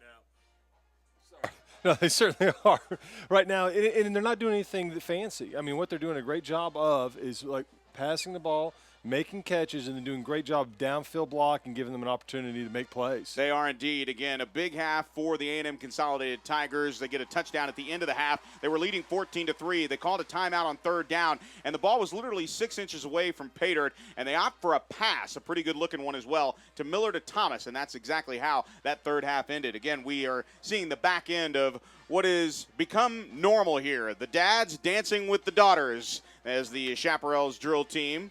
The High Line providing a lot of the opportunity here as we get a look at some of the first half stats here as we take a look at that graphic here in just a moment. But for the Westlake Chaparrals, it's been not necessarily the greatest half of football. 157 total yards. Of course, they have the one turnover. Didn't lead to scores, but look at A&M Consolidated. 258 yards in total offense, 101 on the ground, 157 through the air. Dan doing an amazing job here as far as moving the ball forward and keeping those drives alive and, of course, turning it into points. Well, what I see, what jumps out at me, obviously, is the rushing yardage where they got a 2-1 advantage over Westlake. A&M Consolidated does. That means ball control offense, and you've seen that out of A&M Consolidated. They put together some nice drives, and they've been able to throw off of that run and make some plays after the catch. So they're right now, and I know why Coach Allman was so upset going into halftime. Fundamentals, not tackling very well on the defensive side of the ball, and that's what's leading to these plays. They need to make a tackle when the receiver catches the ball, not allow yards after the catch. Well, one thing was very, very clear a week ago in the Temple ball game where we saw a 28-17 halftime lead. It turned into a 35-17 third quarter lead as Temple was able to score on their opening drive coming out of the third quarter.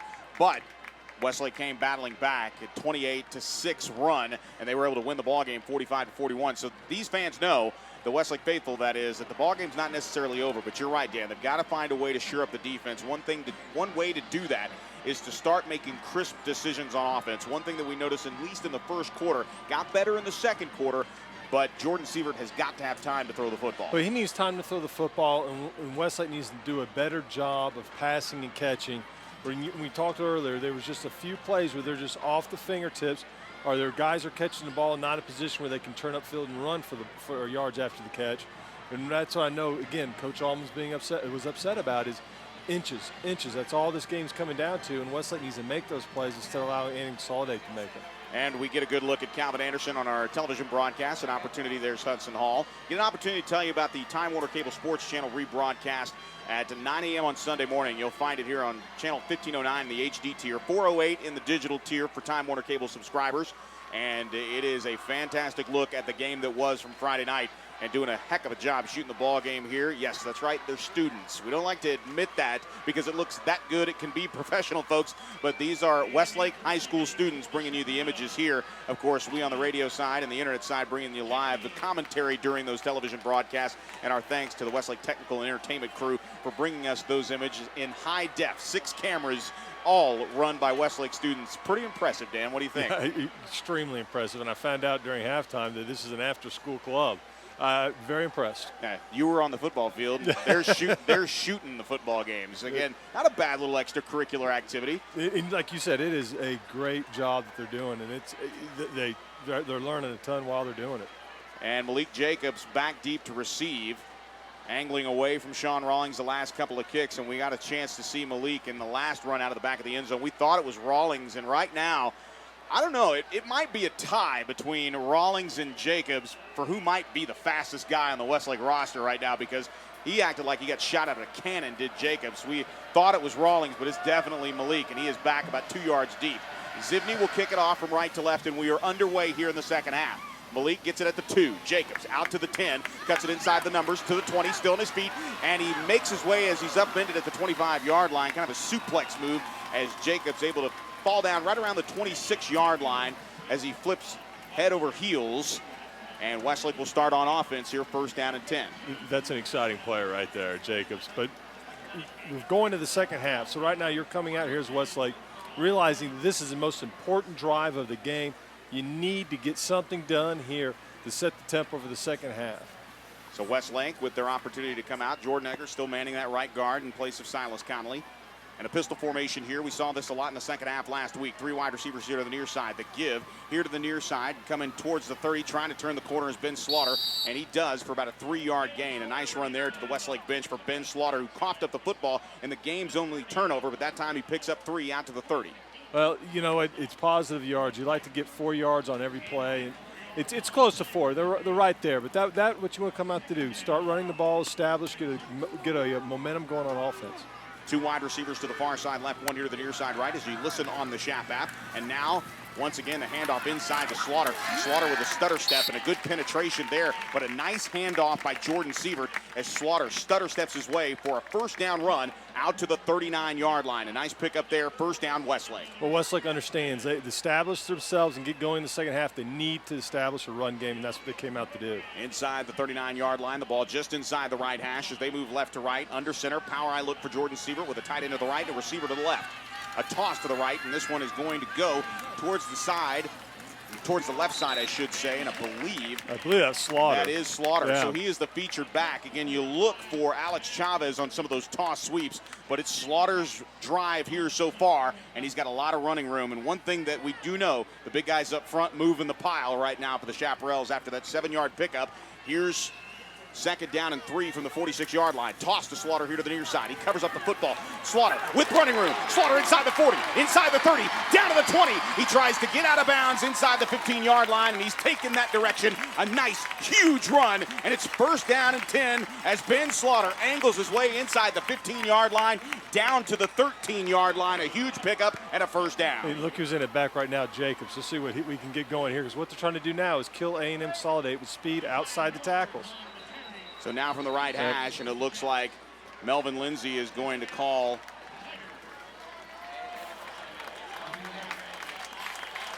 a timeout for A&M Consolidated as we get an opportunity to meet our officials tonight. Melvin Lindsay, after a 45-yard run by Ben Slaughter, we meet Melvin Lindsay. He is our white-capped official. Melvin Lindsay, the umpire is Russell Pinkett, the head linesman is Reagan Foster, the line judge is Adam Curtis, and the back judge is Scott Slaughter. No relation to the man running the football for the Chaparrals. Right now you can see how his size able to move between the guards and the tackles. He's got some room now that he didn't have in the first half. It seemed to me like in the first half they were trying to do a power game inside the tackles and really go up, pound the ball. But right now what I'm seeing is them getting outside and getting a little more space and allowing their speed to dictate the game a little bit more, and they're doing a great job of running A&M Consolidate's defense. And you could tell they were worn out. That's why they called the timeout. They got to give these guys a break. And right now we see Josh Latham in the ball game. He'll split out as a wide receiver to the far side left with Rawlings in the slot left. A back on either side for Jordan Sievert. One man lined up here to the near side right. That's Patrick Elliott. First down and 10. The ball marked just inside the 14-yard line. And now the zone read. Jordan will keep it. Jordan up the gut. Jordan at the 5. Jordan at the goal line. He got cut out of the last run he had, but this time a no-doubter. 13 yards straight up the gut. Jordan Sievert with a touchdown run, and just like that, the Chaparrals are back on the board. You're right, Joe. He was due a touchdown. Hey, that was a great block by Edgar right there. I know he's making his first start, but he did a great job of blocking the trap in the end on that play. So they do it in big chunks of yardage, 45 of it by Ben Slaughter, and then the rest courtesy of the legs of number 6. He gets 13 yards and the touchdown, and now on for the 2-point try as he is under center with a power eye look at the backfield. Inside 11 minutes to play in the third quarter. Now Jordan barking out signals, has 4 seconds on the play clock, 2 seconds. Now he gets to snap off. The toss to the far side to Slaughter. Slaughter into the end zone for the 2-point conversion is good. 10:50 to go in the third quarter, and the Chaparrals put 2 points up on the board. It's now a 10-point ball game. The A&M Consolidated Tigers 21, the Westlake Chaparrals 11. This is Westlake football. For 102 years, the Coverts have set the standard for car dealers in Central Texas. Hi, I'm Jenny Covert, and your parents, grandparents, and even some of your great-grandparents have shopped with my family. Our service, our inventory, and of course, our low Covert price are the reasons over 1 million customers come back again and again. We want to be your car dealer. Let us prove it. Covert Auto Group, Austin, Bastrop, and Hutto.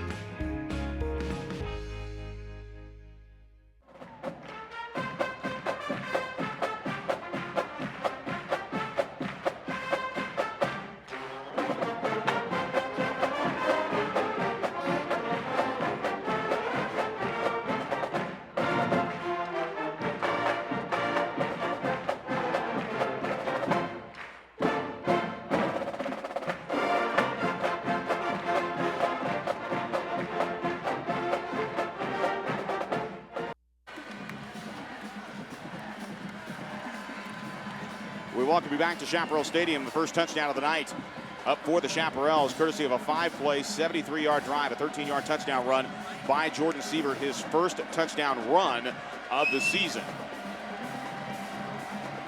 Now it looks like Dallin Nelson is going to handle the kickoff duties. He'll drill it with his right foot, end over end, and it's going to drive the kickoff returner back about 5 yards. It's Derek Dick. Stutter steps at the 15. Now we see flags come in. And now Derek Dick trying to bounce it to the outside of the numbers and does, out to the 30-yard line. I think we got a block in the back right there. Yeah, we might see our first flag of the second half here, as we will see as Derek Dick ushered out of bounds. It looks like they're going to give him yardage right around the 25, but this one's most likely going to be a little bit shorter than that because Melvin Lindsay already told us with his hand signals there that most likely this is going to come back the way of the block in the back.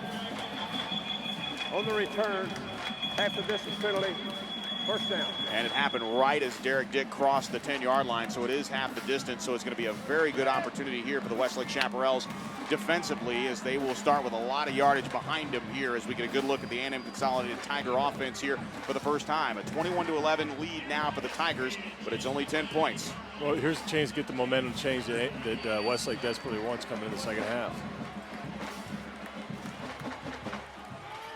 And Miller swinging it out here to the near side to Jackson. Jackson outside the 5 and corralled at the 10-yard line. Short yardage, maybe a yard and a half, but a nice job there defensively, just swarming and cutting off the angle, that time fighting off blocks. Yeah, did a better job getting off the block, but that tackle came from inside linebacker pursuit, which is really what they were kind of lacking in the first half. I believe it was 45. Well, no, excuse me, 46.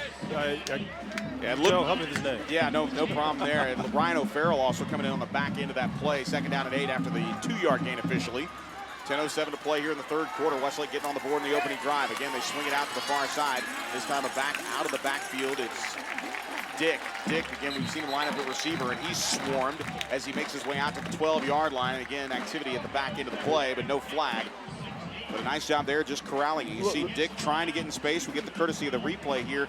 And just 3 would-be tacklers there, and he just keeps his feet moving. Bennett Huddleston trying to get him. And then finally, Luke Womack just slowing him down just enough. Joe Shaw did a great job of getting off the block that time. That was the difference between that play and what we saw the first half. So the halftime adjustments, you're seeing them right now. Third down and 6 here from the 12-yard line. A good series so far here as the Chaparrals on the board, out of the locker room, and now with a third down and long here on the A&M Consolidated side of the field. A back on either side of Miller. Miller with the zone read handoff, and now wrapped up immediately at the 11-yard line. Wow, what a huge play. And coming up from his weak side linebacker position is Hudson Hall. You might remember his dad, Scott Hall, a lifetime Longhorn himself, tight end, but this time his son, Hudson, he's a linebacker, put on about 20 pounds. He's cruising in at about 215, 220, and all linebacker. And I'm sure his dad told him, if you're going to play football, hit somebody, don't get hit. Exactly. 4th down time here, and it will be punting for Zivney as he will retreat back inside his own 5-yard line. And let's keep it on this punt, Joe. And that one almost blocked, but he gets it out. A line drive, and Rawlings feels it right around the midfield stripe. Rawlings cutting here to the near side with room. Rawlings trying to step out of a tackle, and he's dropped at the 41-yard line. Nice tackle there. Just trying to stay with him is Clint Hollis, a linebacker there on the back on the special teams play, just trying to keep up with Rawlings, whose feet always seem to be moving. But Joe, into that first drive, we saw a ton of action out of Slaughter. I'm curious to see if they're going to come back to him, give him the ball again. But what I really liked is that kind of that pitch sweep with the quarterback lead blocking on it. Let's see if we see more of that this drive here. 1st down and 10 for the Chaparrals as they have seen the lead. They knife into it here. 10-point deficit now. 2 wide receivers to the far side left, 1 here to the near side right. Slaughter to the left of Siebert, who's in the shotgun. 2-step drop looking over the middle, and that pass is batted away. Incomplete. Yeah, that's 2 knockdowns for A&M Consolidated, and those are, hey, you know what, whether it's a knockdown or it's an incomplete pass, it's 2nd and 10. 2nd and 10. Now it looks like he had a matchup over the middle that he really did like, Jordan, but again, just hands flying at the line of scrimmage. A nice job, and we really have seen the defensive line here for the A&M Consolidated Tigers. It's been Arsenault, Jackson, and Batts. Of course, we saw Batts with the quarterback sack in the first half. They've really done a good job of just getting pressure with the 3-man rush. 2nd down and 10. Inside handoff, and now Slaughter with some running room along the left side. Slaughter with a nice, about a 9-yard run as he bounces it inside the 35-yard line, cuts to the outside of the hash mark, and he picks up nice yardage down to the 32-yard line. So it sets up a 3rd down and 1. Pretty big playbook here, and we see Malik Jacobs come to the ball game. Let's see, you go from 2nd and 10 to 3rd and 1. Now you're manageable. You can run or pass. If you're going to run the ball, Slaughter outside the tackle, left to right, seems to be working pretty well for you right now. Power eye look as Jacobs is the deep setback. 3rd down and 1 here, and they'll toss to Jacobs. Jacobs picks up the 1st down almost immediately inside the 30. Jacob inside the 25, and Jacobs out of bounds inside the 25-yard line at the 24. Everybody there on the far side defensively as they swarm to Malik Jacobs. But the young junior getting an opportunity here, and you can see him just follow the block of his quarterback, Zach Dansby. Good downfield blocking there.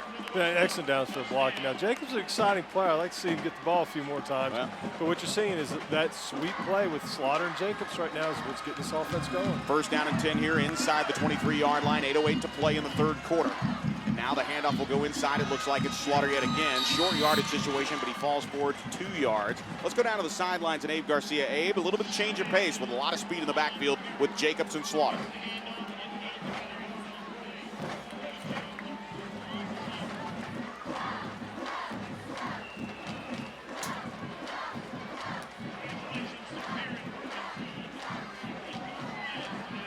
Abe Garcia down on the sideline. 7:38, clock moving here on 2nd down and 9. Rolling right is Jordan. Has a man, and that one is caught inside the 10-yard line. Still on his feet and diving for the end zone is Sean Rawlings. Somehow, Sean Rawlings able to make the catch inside the 10. But Sean Rawlings, a no-doubter as he made his way inside the 10-yard line. He was able to get into the end zone and score, but he took his helmet off. He was so fired up, and he's going to get hit with a 15-yard penalty and a personal foul. But Rawlings just leaping up in the air. He thought he was out of bounds, but somehow manages to stay in and scores. Touchdown, Westlake. Well, Joe, let me say, I'm glad there's not instant replay in high school because I think he was out of bounds. But, hey, it's 6 points. Unfortunately, mental error. You cannot have those kind of mistakes at this point in the ball game because you just took the momentum that you established, getting yourself back in this game. You came out, scored the first drive, you stopped them, you come back, you score your second, and then there's a 15-yard penalty afterwards. You can't have those kind of mistakes. Melvin Lindsay, no doubt, going to tell us about it. Again, knowing Sean Rawlings, pretty selfless guy, but he got pretty hyped up.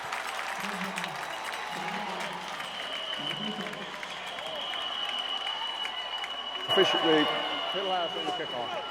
And they will. Melvin Lindsay just trying to figure it out. It's actually a dead ball foul as they delay the point after touchdown, if you will. So it's officially a delay of game penalty, according to the guys in black and white. But right now it's a touchdown either way for Sean Rawlings. And for Rawlings, just an epic catch once again, just able to maintain his balance. And on for the extra point is Alex Rees. Kick is up and the kick is good. 7:28 remaining in the 3rd quarter. A&M Consolidated Tigers 21, Westlake 18. Back in a moment, this is Westlake football. At age 40, attorney and Marine Corps reservist David Little was the picture of health until the left side of his body went completely numb. We were on the phone while he was driving home when he suddenly stopped talking. My dad had a stroke when he was driving me home. I'm just really glad he ended up at St. David's, South Austin. St. David's, South Austin saved my life. Do you know what to do in an emergency?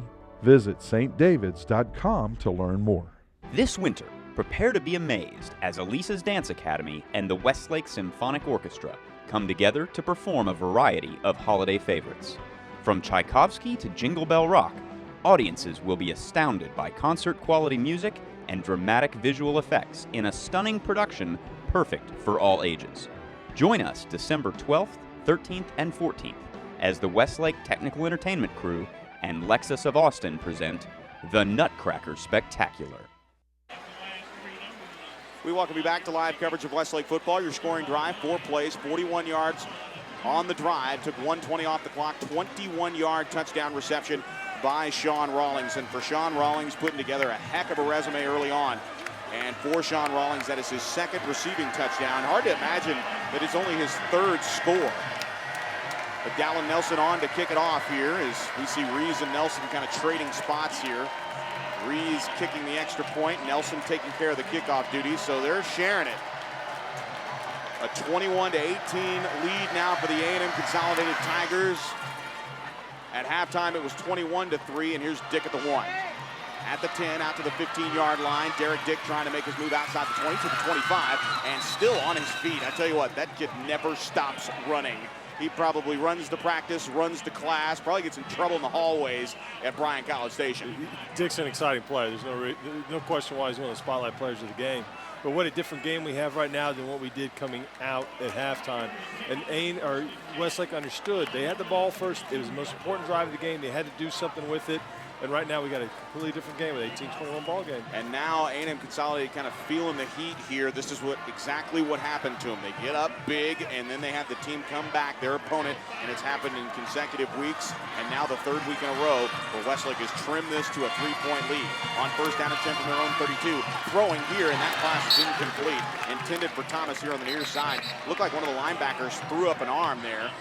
No flag on the play. It looks like they were kind of discussing things there, but it was Luke Womack along with the outside linebackers, Tyler Bost, as he jogs back to his position. He's playing on the outside, Dan. Bost came all the way to the other side of the field to try to make that play. Yeah, they're hustling from the inside linebacker spot, and we weren't talking about them a whole lot in the first half.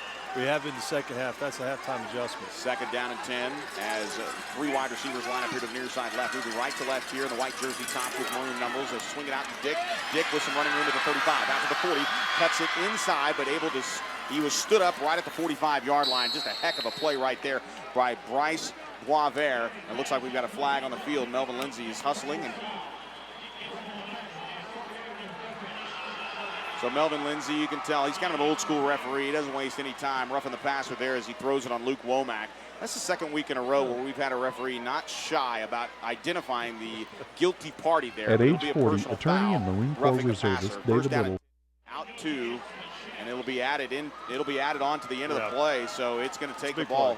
Huge turn of events here for the Chaparrals as they're now stuck at the 41-yard line. A big break there for the Tigers. Well, Miller felt the blitz and went right to the bubble screen to that side. And, you know, there's a hole with the blitz from that spot, and they found the hole and made a play. First down and 10 from the Chaparral 41 as they turn over the field with that penalty. Now an option play. Miller's going to keep it, and now he steps out of one tackle, but he's brought down inside the 40-yard line. Nice play there as he gets up from it. Hudson Hall there. Yeah, there's nowhere to run this second half. Hudson Hall and 46 are playing great inside the second half. You really want to say, I'm going to, by the end of the night, you will say Bryce Boisvert. Boisvert. Yeah, he's playing a great game. He's playing outstanding for a 15-year-old sophomore. 2 wide receivers to the far side right, 2 here to the near side left. We joke and kid, but there is a very serious pass up the middle that is caught for a first down. What a huge pickup there, and a nice job grabbing it as David Gann, the sophomore. Speaking of him, 5'8", 155 pounds, playing like he's 6'2", 215. Just elevating right in front of Tate Shaw. Tate doing a good job bringing him down. But what a nice play there. A pickup of 16 yards and a first down. down to the 28-yard line inside Chaparral territory. They're knocking on the door. A&M Consolidated with a 3-point lead, 21-18, with 6:11 to play here in the third quarter. Zone read play. Miller's going to keep it. The middle is open. Miller trying to work his way by the umpire inside the 21-yard line, down to the 20. A&M Consolidated inside guard center did a good job on the middle linebackers right there to create that seam for Hall, keep the ball and get upfield. Nice job there defensively. Once again, Boisvert in the area of the play, trying to bottle it up. An 8-yard gain, sets up 2nd down and 2 from the left hash mark, just inside it. Miller comes up, barks orders at his offensive line. He's got 3 wide receivers to the far side right, 1 here to the near side left in front of the Westlake bench. He's flanked by Jackson to his left. Here's the snap on 2nd and 2 from the 20. They fake it, swing it out to Dick. Dick met hard, but again, he eludes one tackler, eludes a second tackler inside the 20 down to the 18-yard line, and he does pick up a first down. I thought maybe we might have a little bit of an issue there with a penalty on the A&M Consolidated Tiger offense there on the far side, but it looked like they took the hands off and avoided the holding. Well, so right now, Westlake's secondary, the corners are getting off the blocks. Now we need to make the tackle. So it's just a progression. Westlake's getting closer. Now they just need to make that play. Building blocks. 1st down and 10 inside the 17-yard line. Ball marked at the right hash. 3 wide receivers to the short side of the field right in front of the A&M bench. And now pump, Miller with time, now running out of decision-making time, fires it towards the far sideline, and that pass intended for Kerry Thomas, but I don't think Miller actually saw who he was throwing to. He was just trying to get rid of the ball. Nice heads-up play there by the quarterback, and it's an incomplete pass. Well, it's a good job avoiding the sack, but that's one thing we have not been talking about is pressure on Miller, and we finally got a little bit out of Aidman, but Miller did a good job. I mean, it was risky, but he got rid of the ball. A&M Consolidated driving here, 2nd down and 10 from the Chaparral 17-yard line. 5:17 to play, third quarter. Joe Taylor, Dan Neal, Abe Garcia down on the sideline. Same formation here as Miller backs up, joins Jackson in the backfield. A receiver here to the near side left. Man-on-man coverage here with Huddleston down low. And now they swing it inside to Thomas. Just an inside pass there, and Thomas dropped, but not before he picks up positive yardage down to the 12. Well, they're not getting the same yardage out of those plays they were the first half, which is credit for Westlake. But right now, Westlake, this weekend, we talked about, you get inside the red zone offense. Again, the reverse side of that is a red zone defense. Westlake needs to step up and make a play here. 3rd down and 5 here. They want field goal opportunities, not touchdowns. Big play for Westlake. Under center now, barking orders. No doubt backing up into the shotgun momentarily is Miller. Kobe now looking 2 wide receivers to the left, 2 wide receivers to the right. On 3rd down and 5 from the Chaparral 12. He's going to the end zone, and that is an incomplete pass. Just an errant pass there. It looked like they got mixed up a little bit, but Miller just off the mark. Intended for Thomas on the far side, and it's 4th down for A&M Consolidated. And now the Westlake defense have forced a field goal, so they hold inside the 20-yard line. A nice job there by the defense for Westlake after the big run by Derek Dick, but then you tack on 15 yards for the roughing the passer on Luke Womack. Yeah, that's definitely a mistake by Westlake right there. I wasn't sure about that call because Miller was going one place and one place only, and that was Thomas, and he was covered. He had nowhere else to go with it. Zivney on what will be a 29-yard effort here from the right hash. The kick is up, and it is good. So, again, just a low snap, a quick snap at that, and a quick kick, but a line drive. 4:27 to play here in the third quarter. Now with a tack-on lead there of 6. A&M Consolidated 24, Westlake 18, back in 60 seconds. This is Westlake football. That has it has beaten Copper's Cove, that has gone into overtime. They've been in 2 close games, and they're kind of on a run right now, and they've got a lot of confidence. So A&M Consolidated is a big enough challenge for us that that's where our focus is. But I agree. What a fabulous night the way that it ended, and it was really a great story the way it started and the way it ended.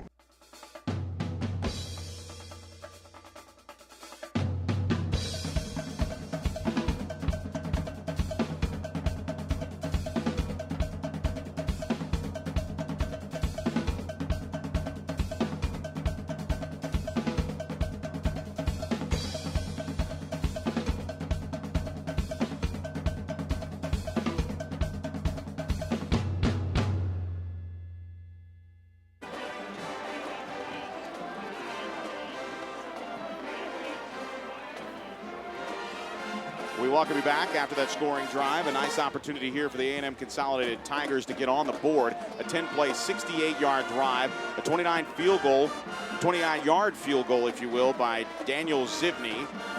That is his third field goal made. He's 3 of 4. He matches a 29-yard field goal and has a long of 44.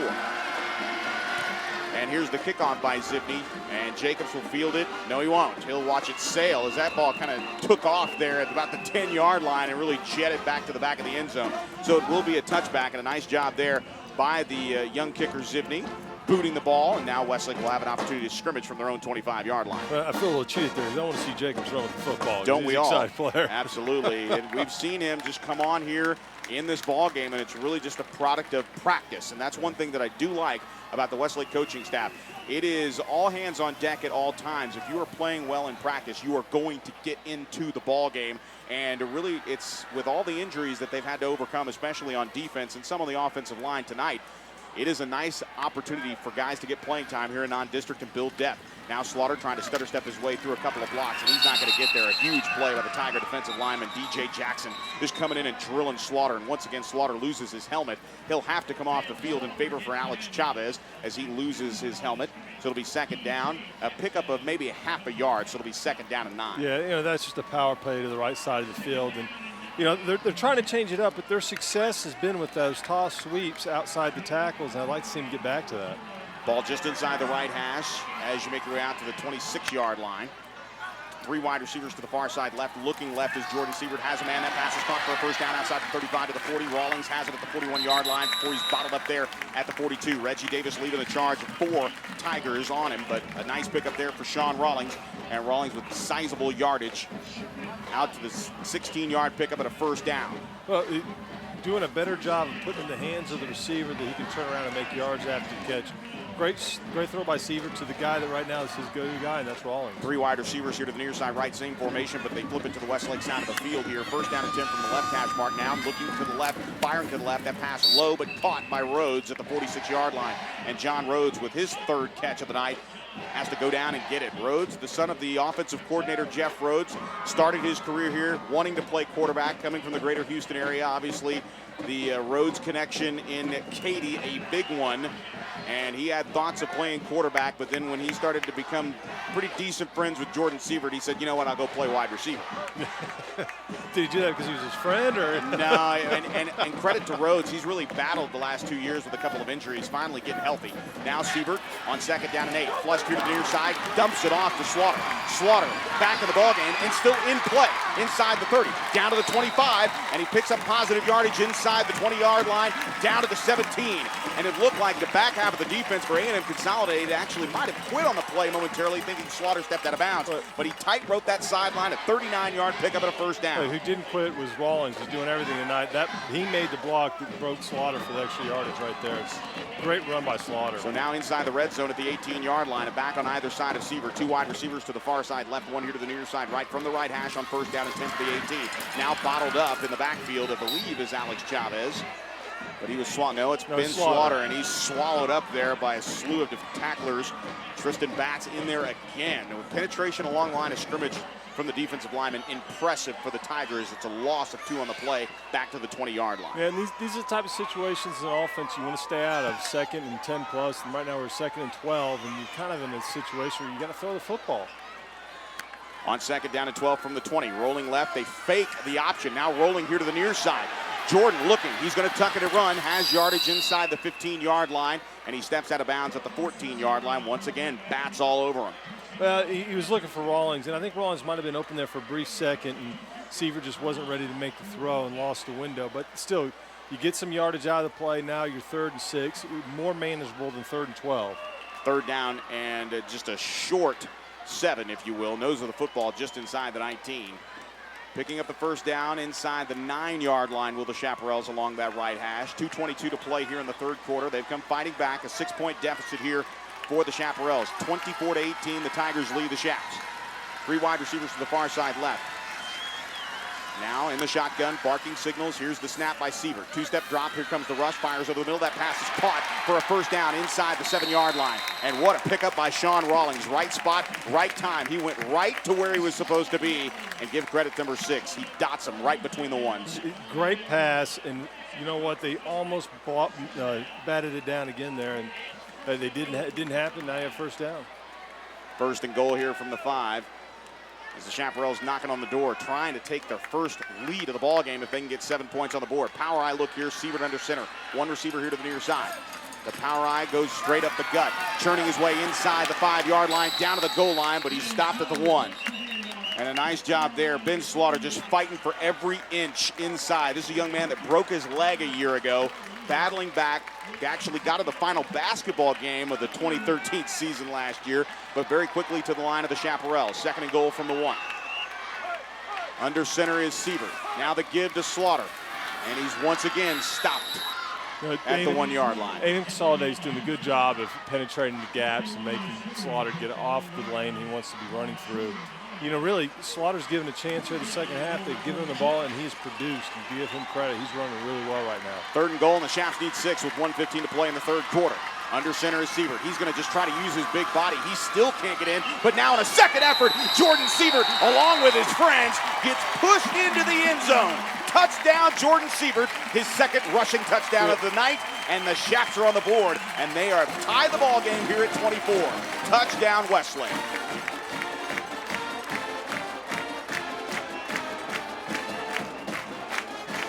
Just a nice play there by Jordan Siebert. Just kind of got wrapped up and tried to fight his way into the end zone, but give credit now to take the lead with the point after touchdown. Here's Alex Rees. The snap is down out of the hold of Rawlings, and Rees drills it. 1:07 to play, and the Chaparrals have fought back from a 21-3 deficit coming out of the locker room to take the lead 25-24. We'll keep it here and go down to the sidelines. Abe Garcia, totally different scenario, different week, different way, but the Chaps have found one. You can always say that it's always a tale of two halves. I hate to use cliches, but whatever it is that Coach Allman is selling at halftime to these guys, he needs to ball it up and sell it across the country, because he's got these guys fired up, the sidelines fired up, guys are running a lot harder. You can just tell it's a different game already down here on the sidelines, especially for Westlake. They believe in this team. They can come back. I don't think they want to do it all the time, but you know what? They got a 25-24 lead now. It's a whole different game, and Consolidated has the answer now. Abe, I can tell you what he's selling at halftime, and that's fear. It's a wonderful motivator, isn't it? Absolutely. You see a team exactly. that really got an earful at halftime. They're motivated now, and they're coming out, and they're playing very well. A 10-play, 75-yard drive coming off the 29-yard field goal by A&M Consolidated. A 1-yard touchdown run for Jordan Siebert, his 2nd of the night. And Jordan Siebert just finding a way to complete passes. You can see he and his receivers, especially Sean Rawlings, starting to really feel each other out and get on the same page. Well, him and Sean Rawlings right now are clicking, and you're going to see him go to that a lot. Again, I'd like to see him in the run game get back to Slaughter and that kind of toss, that pitch sweep play that they did so well in that first drive. Here's Nelson on the kickoff, boots his right leg into it, and Dick is going to bring it out 5 yards deep. Out to the 5, to the 10, cuts it inside the hash, stays on his feet, and it's actually Davis returning it. And pick your poison there with 23 or 16. It's Davis out to the 20-yard line as a 6 speed on both of those gentlemen's legs. As now A&M Consolidated for the first time. They've been hitting the mouth a little bit here in the 3rd quarter. They've got 1:01 left in this quarter. Of course, a whole quarter to play. But right now, down 1, they've got to find a way to respond to this Westlake offensive output here in the 3rd quarter. Yeah, they do. Now, this is their time to step up and answer a score, or this game could get away from them. They'll start from their own 20-yard line here on the left hash. 1st down and 10 from the 20. 2 wide receivers each way. Again, a consistent 4 wide receiver package here predominantly, and the handoff will go to Jackson. Jackson just churning his way on the left side, and he bounces it outside the left hash mark to the 25-yard line. A pick up of 5 yards. It'll be 2nd down and 5 with inside a minute to play here in the 3rd quarter. Your offense is staying on track. Every play 4 to 5 yards, and that's the 1st down. 25-24, Chaparrals getting the lead with the extra point. That's the difference of the ball game. 2 wide receivers to the far side right, 2 here to the near side left from the left hash mark on 2nd down and 5. Here's Miller, flanked by Jackson. They give to him is faked, and now the pass out to the flat. Just a little flanker screen to Dick, and it's bottled up again, this time inside the 25-yard line. Looks like his forward progress will get to the 25, but a timeout on the field as play stops momentarily. Not too sure why. But, Joe, right there, the difference of this team in the first half and the second half is their cornerbacks getting off the blocks and making plays. I believe that was well, yeah, I couldn't see who that was right there, but that was a great job of getting off the block. I think it was Huddleston. Yeah. 3rd down and 5 here. Not too sure why that clock stopped, but no penalty, and this will be the last play if they get it off. but that'll be the end of the third quarter, so they won't even get a playoff. So what a third quarter it's been. 21-3 is how it started. 25-24 is how it ends. Westlake with a 1-point lead as we go to the fourth. This is Westlake football. At age 40, attorney and Marine Corps reservist David Little was the picture of health until the left side of his body went completely numb. We were on the phone while he was driving home when he suddenly stopped talking. My dad had a stroke when he was driving me home. I'm just really glad he ended up at St. David's, South Austin. St. David's, South Austin saved my life. Do you know what to do in an emergency? Visit stdavids.com to learn more. The Steam Team, your #1 choice for cleaning residential and commercial carpet, tile, and wood flooring, upholstery, air ducts, and more, including 24-hour emergency water and fire damage restoration. The Steam Team is an Austin original, locally owned and operated since 1983. All employees are trained and certified by the Institute of Inspection, Cleaning, and Restoration. We guarantee our services and will do whatever it takes to please our customers. Call 451-TEAM or online at thesteamteam.com. We welcome you back to Chaparral Stadium, live in Austin, Texas, part of our coverage here of Westlake football. A total yards here in the second half. Westlake with 185 yards and 49 yards for the A&M Consolidated Tigers. And now on a fake inside handoff, Miller passes out into the flat, and that one is incomplete. So again, second down and 10, lots of claps around, and that'll do it on third down. And A&M Consolidated forced to leave the field and punt. Right now, Westlake is making A&M Consolidated earn everything, and you see the difference right now. They're not getting it done. Where in the first half, Westlake was giving them easy plays, and now they're not. And there's a big difference in the two halves with this defense for Westlake. Zivney now from 4th down and 5 as the Westlake Chaparrals on defense turn it over to the offense. A little late man getting onto the field here. And now we are set. 4th down and 5. Zivney will back up inside his own 15. He'll angle his punt, but it'll still be a line drive punt. Rawlings will let it hit. He'll catch it and now run. A dangerous play, but Rawlings has some real estate. Managed to pick up a couple of yards out to the 34-yard line before being brought down there by KJ Dukes. Nice job there by Dukes, running down Rawlings after a dangerous catch, but he's earned the trust of the coaching staff to make those decisions on special teams. Yeah, I'm sure he has, but let me tell you what, as a coach, you tell the guy to catch the ball first, but right there, that's another one of those high blood pressure moments for head coaches when the guy's trying to field the kickoff in that type of situation. A punt, sorry. Joe Taylor, Dan Neal, Abe Garcia, Cameron Walker operating our board as our on-site producer and engineer, Brian Ferguson, our statistician, as Westlake with a 1-point lead and the fourth quarter to play. Now the handoff will go to Slaughter. Slaughter turning the right corner outside the 40 to the 45-yard line. Picks up 12 yards and a first down. A nice little jet out to the 45-yard line and really sealing off that right side of the offensive line. Had a lot of room to run, did Slaughter. They are, and again, they're getting back to getting outside the tackles with the run game, and you're seeing they're having a lot of success there. A quick snap now, an inside handoff to Slaughter. Slaughter still on his feet out to the 48-yard line. And he falls forward for yet another 4-yard gain, or a 3-yard gain out to the 48-yard line. It's almost a power type play there where you have a backside pulling lineman. And you know what, you got to get inside the tackle some, but I still, again, would like to see him get outside those tackles. See Tyler Boykin in the ball game. 2 tight end set here for Westlake. Power eye look here with 1 wide receiver here to the near side left. After the 3-yard gain, a flag comes in. It'll be a false start on Westlake. That's really, I think, the first big mistake I've seen out of Westlake in this football game mentally. Dead ball. False start. 88 offense. 5-yard penalty. Second down. They identify Zach Dansby as the guilty party there. Apparently we've gotten to a point with Facebook and Twitter where nobody's feelings get hurt anymore, and they don't have any problem calling out names, Dan. Because I know when you played high school football, they didn't do that. They would just say offense, defense. They wouldn't call numbers out, but Zach Dansby there credited with the false start. But it'll be second down and 12. A toss to the far right side. Slaughter trying to turn the corner, following the block of his quarterback. He's able to bounce it outside the numbers at the 50-yard line, then cuts it towards the sideline and picks up positive yardage, but it looks like they're going to award him right around the 48-yard line in Tiger territory. A big play there on 2nd and 12 following the penalty, as now it's 3rd and manageable, 3rd and 3 inside Tiger territory. You know, they're getting outside, leap block with the quarterback on that kind of toss sweep play again. And I know as an offensive quarter, you don't like doing the same play every time, but until they stop it, keep going to it. Third down and 3 with 3 wide receivers here to the near side left. Out of the gun, Jordan looking to pass on third down. Fires over the middle. That pass elevated and caught for a first down. And just when you need the chains to move, Patrick Elliott somehow comes up with an acrobatic catch for a first down. In that situation, this ball game, that was a big-time catch right there. Big-time play by Elliott. And a big-time tackle right there. A little suplex move by Bryce Florence. One of the linebackers coming in and just taking the legs out from an elevated Patrick Elliott. First down and 10. Of course, Patrick's older brother, Webb Elliott, tight end here.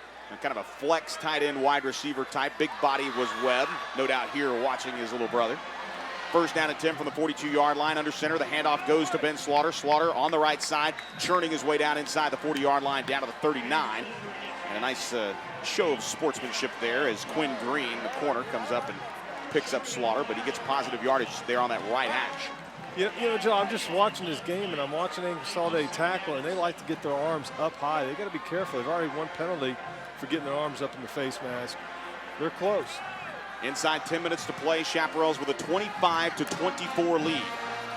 Now the handoff will go to Slaughter here to the near side. Slaughter with a seam. Slaughter with a first down. Slaughter inside the 30, down to the 25-yard line. And Ben Slaughter, how about a half? A 14-yard pickup and a first down as he is running with authority. Gone is that first half fumble, but now getting up a little bit gingerly there, favoring his back, but a good 14-yard run there for Slaughter. Yeah, they're still getting outside those tackles, and Slaughter is killing it and Consolidated out there. They have no answer for it. Again, KJ Dukes coming down with Slaughter there on the back end of that play. Looks like both of them kind of collided with one another. Not so much open field tackling as somebody just getting in the way. First down and 10 from the 25-yard line. 1-point lead for the Chaps on a good drive here in the fourth quarter. Now Chavez with the handoff. Chavez, Tex-Mex gets an opportunity. He picks up a first down. And just like that, the Chaparrals are inside the red zone down to the 11-yard line. Nice 14-yard pickup of his own there for Alex Chavez. And it's back-to-back first downs. One for 24 and the other for 28. Nice job there. Just a 1-2 punch out of the backfield for Westlake. And Zach Dansby had a nice block on the outside edge to seal it and give Chavez room to run up the field there. First down and 10. The ball marked just at the 11-yard line along the right hash. The men in red jersey tops, silver pants, silver helmets with the red Westlake W and block letters on the side. 2 wide receivers here to the near side left, 1 to the far side right. On first and 10 from the 11. And now the handoff goes up the middle. And getting into the end zone with effort and ease is Alex Chavez. Chavez from 11 yards out. And just like that, the senior has his first score from the backfield. And he's in from 11 yards out. And a touchdown. Touchdown Westlake. Touchdown Alex Chavez. I'm going to have to give credit again to Dansby. Great block, but also pulling that play was Bobby Dwyer. Did a good job of helping Dansby out. That is just a well-blocked play. So on for the extra point here. We have to double-check every single time, but it looks like it's Breeze in out of the hold of Rawlings. Zucker to snap. Snap is down, and it looks like that extra point is blocked. It is blocked, and the ball is loose, but it's going to be blown dead right at the 7-yard line. So the extra point is now, it looks like the play's dead. It looked like they're trying to corral the football there. A lot of people coming out of the bottom of the pile, including a new man on the varsity for the Westlake Chaparrals. And out of the bottom of the pile there is Michael Morrill. And just like that, the Westlake Chaparrals on the board. And now that 2-point conversion kind of big here because they were able to give one of those points back. 8:57 to play in the ball game. Chaparrals with a 31-24 lead. They definitely add to it, but again, Westlake will have to answer on defense. A&M Consolidated, though, we saw the drive drift into the Chaparral territory to open the third quarter for the A&M Consolidated Tiger offense. They were able to put 3 points on the board, but since the third quarter started, it has been all Westlake. They've controlled this clock, and they've controlled this football game. Now, I hate to see the mistake of that point after attempt. You know, obviously, we'll see how this game plays out. That might not, hopefully it's irrelevant. But right now, Westlake is doing everything they want to do, and I think really for me the biggest difference in this ball game is, 1, the Westlake running game, and 2, Westlake's defense, and tackling and getting off blocks, playing good fundamental defense, something they were not doing in the first half. And they've really just grown in the course of the half. They really understand. You got to remember, a lot of young guys getting an opportunity to play, a lot of teaching going on, a lot of guys making their first varsity start, including Dan's favorite player, who we can't say the name of, Bryce Boisvert. Well, Bryce Boisvert's got a good future here. Hey, there's a hand for Dan. He's played very well tonight. He really is, especially for a young guy. End-over-end kick here will be fielded by Dick 2 yards deep. Dick at the 10, out to the 15-yard line to the 20. Dick trying to find running room and does. Matt Kelly trying to upend him, and Stephen Rue now finally getting an opportunity as he drills him at the 31-yard line. An 8-play, 67-yard drive capped by an 11-yard run by Alex Chavez, his first rushing touchdown of the season. And we go down to the sidelines at Abe Garcia. Yeah, Joe, and this time it was Alex Chavez instead of Ben Slaughter. And you can tell a little bit, there's a little competition within the guys here. Ben Slaughter's like, I'm taking over here in the second half, and Tex-Mex says, not so fast. I got one in the end zone for you. Indeed, and now you know that that's going to come to haunt them not only in the film room, but in the classroom, in the hallway, in practice. It's like, hey, nice job, Ben Slaughter. I'll just take care of the rest of it. And he knows if he doesn't get in the end zone, Slaughter's coming back in. So they got to trade blows. Hey, good competition is good for a football team. Inside handoff, and Brandon Jackson, who's been relatively dormant here, shoots forward for a 9-yard pickup out to the 41-yard line. Nice job there. And here's where Westlake has to be careful. As well as they've played in the second half, A&M Consolidated 7 points away from tying this football game. So they got to step up here and make A&M Consolidated do something. Game not over, 8:25 to play. 2 wide receivers each way. Dick on the slot right. Got to watch out for him in a tight game, and he can loose. He goes into the backfield, and he will take the handoff, and no, Miller's going to keep it. Miller upended just outside the 45-yard line. A nice pop at the end of that play, but Miller getting his way out to the 45-yard line, picks up the first down, and he's shaken up a little bit. We get a good look at it here on the replay, and coming up and just laying a huge hit was, I believe, Matthew Andreo. Yeah. Andreo just popping him. He's been doing a good job of run support all night. 47-yard line in Tiger territory, first down with 8 minutes to play. 2 wide receivers each way. Jackson flanking Miller in the backfield. It'll be a zone read. They'll give it to Jackson. Not much to do, but up the middle off the right side, and he's there at the 50-yard line. Nice 3-yard pickup there. It'll be second down and 7. Tons of players getting off the bottom of that pile. O'Farrell did a great job of reading that play off the edge and making the tackle. Right now, you're just A&M Consolidated having to earn everything they get, and that's the difference between the second and first half. Second down and 7. Ball right at the midfield stripe on the right hash. 2 wide receivers each way. It's Thomas and Dick here on the right side. On the far side left is Dukes and Zibney. Zibney, the inside receiver on the left-hand side. 7:23 to play. Second down and 7 here from the 50-yard line. Now Dick going in motion again. They don't give it to him. Back to pass and rolling, dumping it off. And that pass is intercepted. It's intercepted. And Westlake has the football.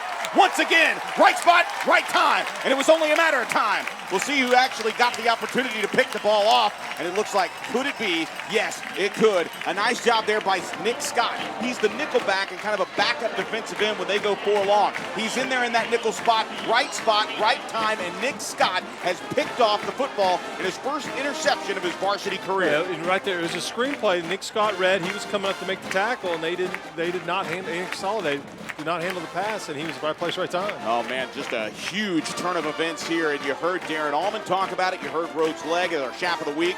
Nothing more definitive than a momentum killer like an interception. Now the handoff will go to Chavez. Chavez on the right side, trying to battle his way inside the, and no, it's Slaughter. And you got to really look. With Slaughter and Chavez seamlessly moving in and out of the ball game. Slaughter with just a nice little run on the right side. And now, more importantly than ever, after that nice gain of about 6 yards, make it 5 yards, it'll be second down and 5. But now the running game pivotal for the Westlake Chaparrals. It is pivotal right now because what 2 things you want to do. You want to eat up clock and you want to make it a 2-score ball game. So they do need a score here. They can't just eat up the clock, but running the ball positively, getting good yards, lets them do both. Second down and 6 after what they call a 4-yard gain. This time Slaughter getting a seam here on the near side, inside the 40, down to the 36-yard line. And actually, they're going to call him down at the 37-yard line. Either way, it's a first down run. And the clock will stop momentarily. They'll get the ball set just outside the 37-yard line along the left hash.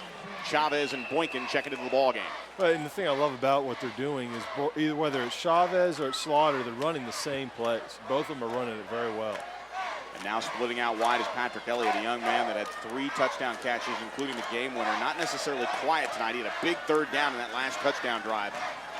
First down and 10 from the 37. A toss here to the near side to Chavez. Chavez cutting it back upfield inside the 35-yard line down to the 34. And right now, it is just all downfield blocking led by big number 66. You can see why he's a D1 offensive line. I see you smiling over there, left guard. Calvin did do a good job on the play. He's been playing well tonight, but really it's that toss sweep with the quarterback leading on the play. A&M saw it, hadn't stopped it, and they just going back.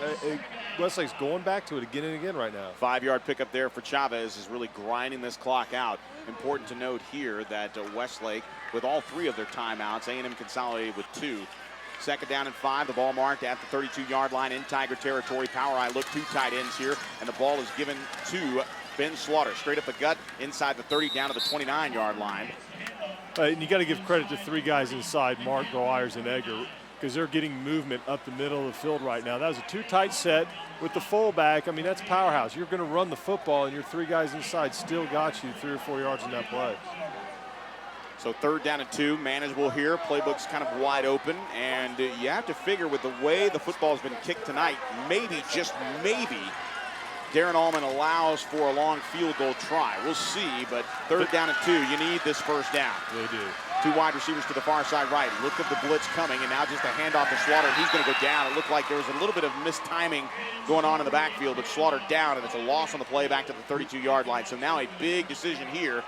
Chavez is going to check into the ballgame, and it looks like they're going to leave their offense on the field. Not a bad opportunity here for Jordan to just kind of survey the territory, but that pooch punt could mean very good field position defensively for Westlake. And, of course, A&M Consolidated looking to try to stay away from getting pinned too far inside the 20-yard line. I think they're going for it. 4th down and what is a long 4, and they are going for it. Jordan over the middle. That pass is caught. Elliott with a 4th down conversion and a flag coming in. A huge mistake on the back end of that play defensively for A&M Consolidated as the coach's son, Will Raffield, got tangled up with Patrick Elliott, but he picks up the 1st down, and this is even better scenario for the Chaparrals as they'll have a penalty coming in at the end of this play. Well, Joe, and I mentioned earlier, you can see a little bit of frustration in A&M Consolidated. I talked about how their arms are getting around the heads of the Westlake players. Face and you can see a 15-yard penalty. Number defense, number 26. It's a dumb play on A&M Consolidated's part that let that happen. After distance to the goal, automatic 1st down. Yeah, Melvin Lindsay telling us very quickly as Boykin checks into the ballgame along with Slaughter. But a 15-yard penalty, it's a half the distance to the goal at the end of the catch on 4th and 2. So it was, or 4th and 4. It was 4th and 4.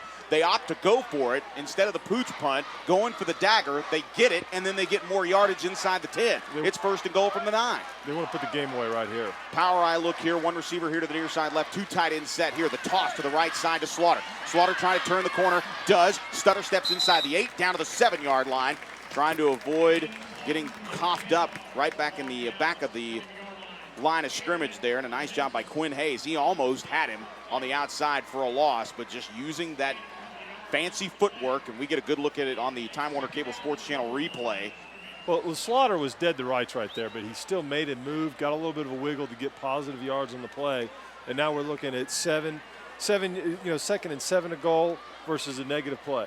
2nd and goal from the 7. Another power eye look as they go from 2013 to 1965 in one play. And now a nice fake, rolling right, wide open, and that pass is caught. Jordan had not 1, but 2. And John Gruden and Abe Garcia like it. Spider, 2, Y, banana, touchdown Westlake.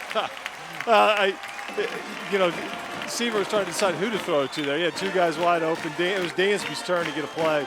But that was a great call because the way they've been running the football, what it ends up happening is you open up the play action pass like that, and it was just a steal. Just an excellent fake to the left. Jordan rolled to the right, and wide open was Zach Dansby, and he had that same catch 4 times last year. The snap is down on the extra point, and the kick is up by Reeves. It's good. 3:09 to play here in the ball game, and Westlake up 38-24 over A&M Consolidated. This is Westlake football. On game days, you see me running out here with close to 100 other people. It's a team effort. It takes all of us to make UT football a success. It's a lot like you and your finances. You need to surround yourself with the best people in the business. That's where University Federal Credit Union comes in. The UFCU team works hard to make sure your financial game plan is always in shape. University of Texas Athletics and University Federal. So close, we share the same name.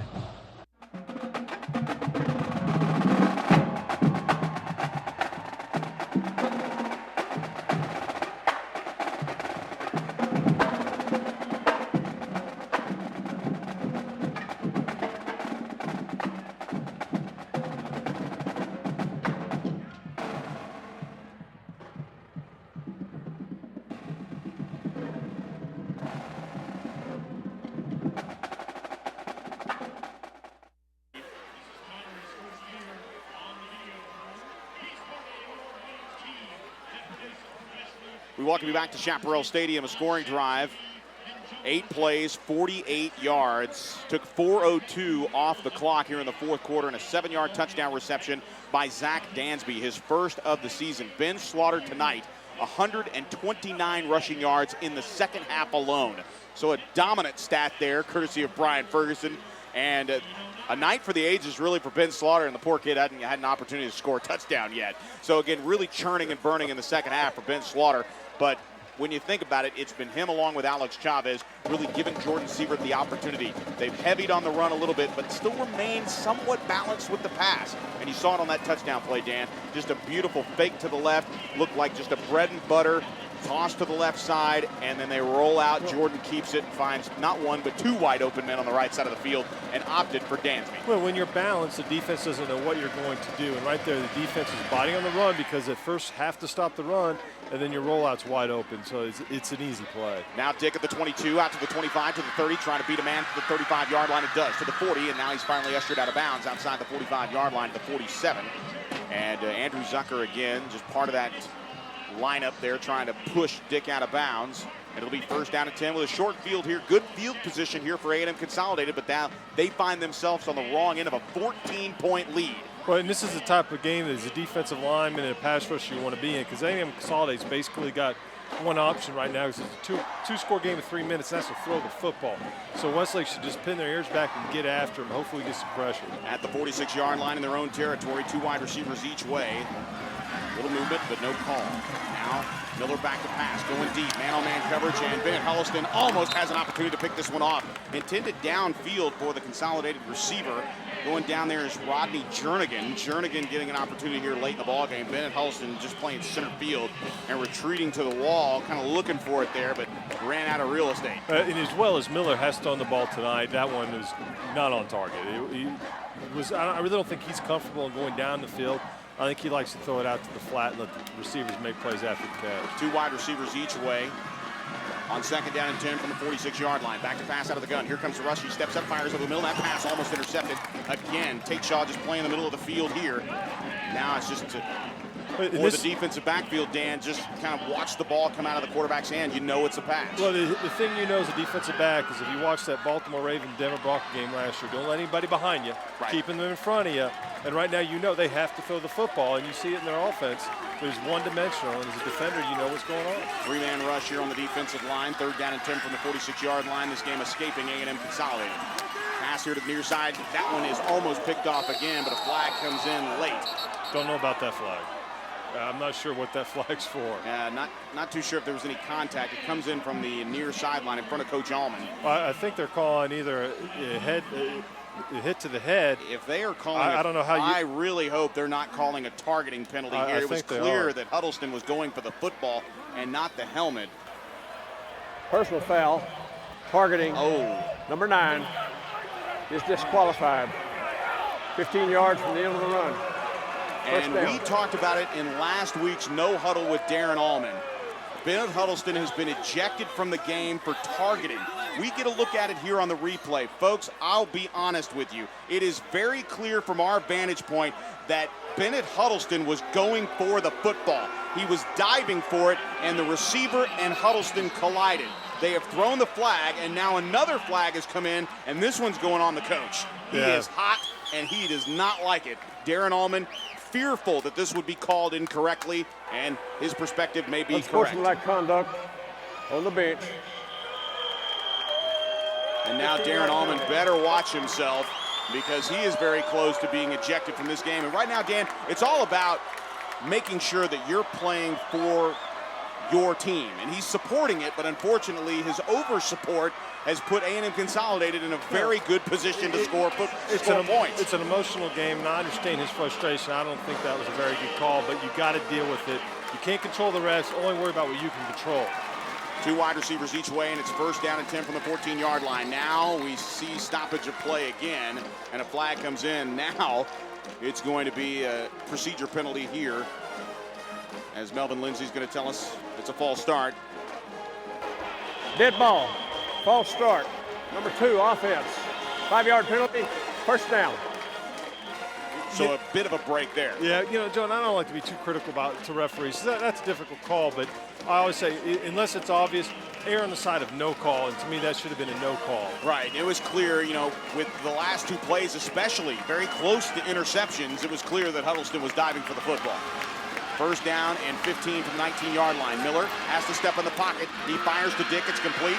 Dick at the 15. Dick trying to make a move outside the numbers, but he runs out of real estate in a slew of red defenders. What a nice play. Pretty much everybody. Tate Shaw, pick your poison. Everybody there, including Daniel Aidman and Bryce Guavere. Hey, Dick's played a great football game tonight, but he's smarter than this. You got to save time. He should have gotten out of bounds. And Westlake did a good job of keeping him in bounds. I just don't understand what he's thinking right there. And second down and 11. Now firing to the end zone is Miller. He has a man, and this ball is tipped out of play. A nice job there coverage-wise. And it's Matthew Andreo again subbing in for the injured Jack Meredith, who we still don't know the total time he will be out, if he even comes back at all. But Matthew Andreo, just a heck of a player. A lot of coaches all the way back to Pop Warner and all the way through middle school really like the way this kid just knows football, and he's always around it. We have a timeout on the field. We'll take it as well. 1:46 to play. A&M Consolidated trailing Westlake 38-24. This is Westlake football. Ever wonder what's scratching around in your attic? Hi, I'm Bobby Jenkins of ABC, and it may be rodents. If you're hearing something, call our specialist for a free inspection. If needed, we'll design a rodent control plan for your home. We'll seal entrance and exit points and install traps, then return to remove the traps and ensure your home is rodent-free. And you'll have a 1-year renewable warranty after we leave. ABC Home and Commercial Services, specialists for your environment. Call ABC Home and Commercial Services.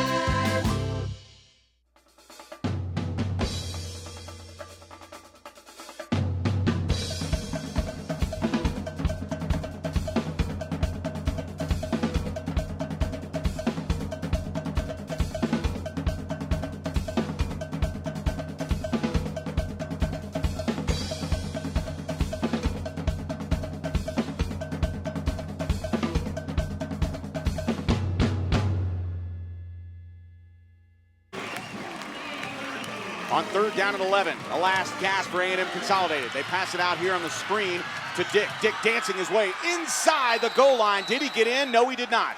He snapped out of bounds just inside the 5. And from our vantage point, Dan, it really looked like maybe number 16 got into the end zone. Just a spectacular athlete as he just darts his way down the field, almost moving laterally as he's moving forward, and just somehow knifes through not one but two defenders, and it takes Matt Kelly to finally bring him down out of bounds. I don't know, Joe. That looked like that might have been a touchdown, but Yeah. it's not. It wasn't called that, and they still got to do something here. And it's a big pickup on third down, too, as it's first and goal now with Jackson in the backfield for the A&M Consolidated Tigers. Miller in the gun, now looking to run it himself, and now he's upended at the 1-yard line. He did not get in. He tried to leap his way into the end zone. And it looks like they're going to call timeout, and they will. We're going to keep it here. Just a lot of activity, but who got in there? And it was Ryan O'Farrell. Yeah. John Ryan getting in there and making the incredible grab in midair. Well, what O'Farrell ended up on all fours right there, but that's not quitting on the play, and he got up and made a great tackle. It'll be second down and goal from the 1-yard line, just trying to punch it in here with 90 seconds left. And A&M Consolidated trying their best to hang on, get this to a 7-point game. And we most likely will see, with one timeout remaining here for the Tigers, if they punch it in, we may see an onside kick. Now, it's definitely worked to their advantage before on the receiving end in a game that ESPN ran with. In fact, the video went viral with the eventual touchdown by Derek Dick on not one, not two, but 3 laterals on a squib kick by Copper's Cove in week 0, their first game of the year. Wound up being a touchdown. Copper's Cove thought they had the ball game won. That's not over till it's over. Second down, and they load everything up. Now they're just going to dive forward, and this one is very close to the goal line, and Miller looks like he does have it, but we have not seen the signal. Now it is. It's a touchdown for A&M Consolidated for the second time tonight. The big quarterback is into the end zone, and a nice job there. I really put that drive on Kobe Miller. He really willed this team downfield. Got some help with the penalties, obviously back-to-back penalties with the targeting and then the personal foul called on the bench. But really, when you think about it, he had to make a 3rd down and 11 play just outside the 19-yard line, and he did a great job. Dick might have scored, but still took quite a bit of time off the clock when that play was made by Derek Dick. Now they're 7 points down. Right now, 8 points for the point after touchdown. And Thomas will hold for Zibney. The snap is down, the kick is up, and it's blocked! It's blocked! The field goal is blocked! But no, picking it up and moving into the end zone is Dukes! Wow! And it's a 2-point conversion on the block. Duke picks it up and heads to the end zone. It's now a 6-point game. With that, the A&M Consolidated Tigers pick up the 2-point conversion off the blocked extra point. 1:23 to play. And the Chaparrals cling to a 6-point lead, 38-32. You know, Joe, it's amazing how the momentum in a football game can change so quickly. That's what I love about this game. Right there, the ball just bounces funny. You make a play, then right now, an onside kick and a touchdown, you win the ball game. So, I mean, it's a 1 score to win this ball game. Right now, you know, Westlake was dominating the second half, and really that targeting got this Westlake football team off their kilter a little bit. They lost concentration, and Coach Allman included, and he'll tell you that afterwards, that he lost his cool with that play, and that gave A&M Consolidated a chance to make the ball game out of this when it was a game that Westlake pretty much had wrapped up. It took one of his best corners off the field, and I think that's what he's more disgusted with, is that they got put on Bennett Huddleston, and he's been kicked out of the ball game for targeting. So down a corner man, and then the back-to-back penalties on the scoring drive. 9-play, 54-yard drive, 1:37 off the clock, a 1-yard touchdown run, and a nice job there by Kobe Miller, just willing his way into the end zone. And now with the 2-point conversion on the weird play, here it comes. The onside kick. And drilling the onside kick is Ryan Anderson. That ball's up in the air, and that ball. And we have a new ball game, folks. We have a new ball game. You know, John, it didn't go 10 yards, and I think that's what we're getting the call here. Yep. There's no question. You know, whether they make the right call or not, I don't know. It didn't go 10 yards, I'm telling you. And right now, there's a collective breath as it looked like Anderson had hit it just right, and coming down with it. We get a good look at the replay, but coming up with it nicely is Clint Hollis. And Clint Hollis thought he had turned the game completely around. And a heads-up play there on the back end of the defense, but Melvin Lindsay, I'll tell you what, he is quick on that mic. We'll see if we get a second pronunciation of what happened here, but looks like he is done speaking to the masses. But it will be Westlake football at the 49-yard line, as you're right. It did not go. On the replay, clearly we saw that it did not go 10 yards. And to let you know how close this is, that's less than a yard between a game that A&M Consolidated probably would win versus a game that Westlake can ice right now with a first down. Well, you kick it off from the 40 in high school, from 40 to 49 yards. I mean, we were talking literally in between the hash mark of the 49 and the 50. That's how close it was. And now just diving forward on the low snap is Jordan Sievert. Sievert just covering up the football and falling forward to the 46-yard line. And the clock will stop as A&M Consolidated takes their final timeout. We go down to Abe Garcia down on the sideline. Abe, again, explain the mood down there, because I know for just a brief moment, Westlake thought the worst had just happened. It was a bunch of oohs and then a lot of, screaming and yelling. Once they figured out, they looked over at the replay, and it looked like it was almost like a pass. It was so quick. It looked like about 7 or 8 yards. The guys on the sideline, once they called illegal touching, jumped up and down. The cheerleaders went crazy. The student section's going nuts. Another comeback win possibly here for the Chaps. Unbelievable. 1:18 to play. Abe Garcia will visit with no doubt what we hope to be a little bit more reserved to Darren Allman at the end of this ball game. Again, the last time we heard him on our parabolic mic down there, and let's just say the coach coming off that targeting penalty, not happy, but certainly happy about the way this game has turned out. Really dishing in a nice second half effort here. Under center is Jordan Sievert on 2nd and 8 from the 46-yard line in Tiger territory. Jordan just trying to dive his way to the 45-yard line. It does inside the 44 to let the clock move. Again, A&M Consolidated out of timeouts. They will not be able to stop the clock. Maybe one more play. And we are less than 60 seconds away from this one being in the books, and Westlake putting together back-to-back home wins in non-district season. This is one of those teams, I know Coach Allman's saying to himself, I mean, if we could only do this for 4 quarters instead of 2, let's find a way to come out and do this in the first quarter instead of getting these holes. But give these guys credit. They fought back. They made a great halftime adjustments to put themselves in position to ice the game. 3rd down and 6 here, as Jordan no doubt is going to take a knee. Power eye look. No, he'll just run off tackle and pick up positive yardage. He doesn't want to damage that rushing yard night. Exactly. It's one of those nights where his rushing numbers are not in the negatives, if you will. And just like that, the Chaparrals down 21-3 at the half. Walk out of Chaparral Stadium in their third ball game of the year with a 38-32 win over the A&M Consolidated Tigers. 10 seconds left. There's not much time to do anything except stand there and let the clock expire.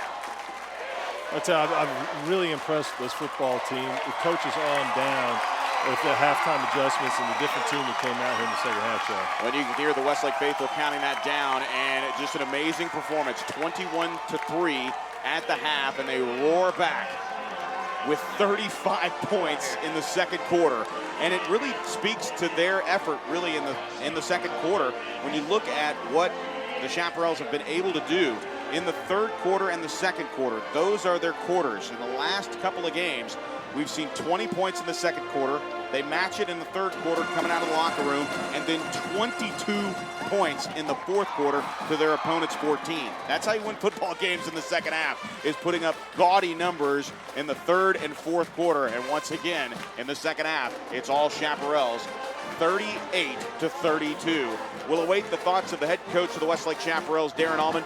We'll get an opinion later, because right now you don't really want to bring up the word targeting to Darren Allman. We'll talk about that, and you heard it in our pregame coverage last week. It's actually almost fitting that penalty would come up a week later. He has an opinion on it, and it's actually a pretty mild one. He said, look, I understand why it's in there. Defensively, you understand why it's in there. And safety is key.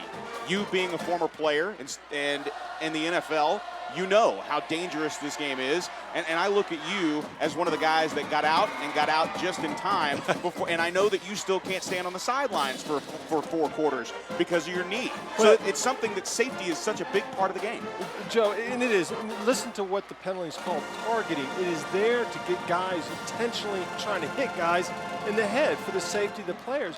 What I don't like is when a guy's not going for the opponent's head, is trying to go low, make a play on the ball, and they call targeting. As I said earlier, as a ref, slow down, call the obvious stuff. If you're not sure, err on the side of no flag. It's not fair to the players and the coaches when you make bad calls like that. And it's really not fair to the position you put the player in. The coach obviously has the opportunity to take a deep breath and collect their thoughts, even though Darren Allman struggled with that after that call. But at the end of the day, he's looking at one of his senior leaders in his corner. And a passing offense like A&M Consolidated, he is very important in a 14-point game. And what you want to do in that situation is know that with a huge video board right behind, there's an opportunity to pick up that flag. You don't have to look very far, even though the referees aren't supposed to do it. You don't have to look very far to know that play. And where I see really the error as far as officiating in that play, if I can channel my own John Nidell, who probably should be an official, no doubt listening right now, as you come to that point in the game where you see 2 back-to-back passes over the middle, where both safeties have an opportunity to try to make a move to pick off the football. They're not going after the defender. They're going after the ball. Bennett Huddleston does it and just happens to collide with the receiver intended, and that's why they call it targeting. That's one where you can step back and pick that one up. It is, but let me put yourself in Coach Allman's position right now. You got a guy as a referee making a just awful call that's hindering your football team. You realize one of your best players about to leave the game. It's very, very frustrating when someone that doesn't know what they're doing is hurting your football team, because that's exactly what happened in that situation. And they have to watch for it, and it's something new, and it's part of the reason why we see in the Big 12 the 8th official there to really just kind of hover over safety and come in on the back end of plays and make those determinations. Here, obviously, it was kind of a flip of the coin when it happened, a bang-bang play, if you will. But I look to the flow of the game, and sometimes the officials don't have that luxury to look at the flow of games and realize play to play what's going on in the defensive backfield. Clearly, Bennett Huddleston is not that kind of player. He hasn't been that kind of player all day and all night here in the ball game, and it's when certainly there have been opportunities for, quote, targeting. And let me just put it to you this way. Coaches don't teach it. Players don't even know they do it. And I think that's the biggest problem. They're making moves on the football. In my mind, targeting should probably exist off the ball or when the ball's overthrown, because at the end of the day, if you're both going for the ball and you collide, that's what we call an accident in my business. The thing is it's an emphasized play. It's an emphasized penalty, I should say, and so you're going to see guys quick to call it when they shouldn't be. And it looks like finally out of the alma mater for the Westlake faithful, Abe Garcia is now down there with the head coach of the Westlake Chaparrals, Darren Allman. Thanks a lot, Joe. Coach, again, congratulations on another comeback win. You talked a little bit about at halftime you were upset with your team.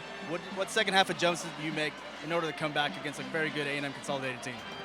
Well, I think we just turned the volume up a little bit with intensity. That was number one, and then we got some things fixed that I guess we were a little confused on in the first half that was causing some assignment busts. But we just went back through our game plan and just kind of validated to them at halftime that that we just got to get the things that we practice to the field and we'll be okay. And they're a good football team, Consolidated is, but we've got to quit giving ourselves those self-inflicted wounds and making it so tough on us to win games. And that's not to take anything away from A&M Consolidated at all. We're just way better than that. And in the first half, we were doing it on both sides of the ball, and we can't do that most of the time against these type teams and come away. But we've been fortunate. We've had some guys that made some plays, and we're making plays when we need to, and these kids never quit. So, we continue to grow and get better, and we'll have another war next week. All right, Coach, Ben Slaughter and Alex Chavez ran the ball pretty well in the second half. Talk a little bit about their play. Super proud of both those guys. We were without Brian Keeney tonight, our normal fullback. So Alex Chavez stepped in his job at the fullback. So Alex was playing two roles today, as fullback and at tailback some too. And both those guys have been doing a great job in pass protection, and I think that's probably gone unnoticed a lot of times. But Jordan has had good protection up front with our offensive line. And I'll say something about the offensive line. They've really been the difference for us as we've come back in these last two games, because we've been able to do it by establishing the run in the second half. And we came out in the second half, and that first drive was one of those demoralizing drives.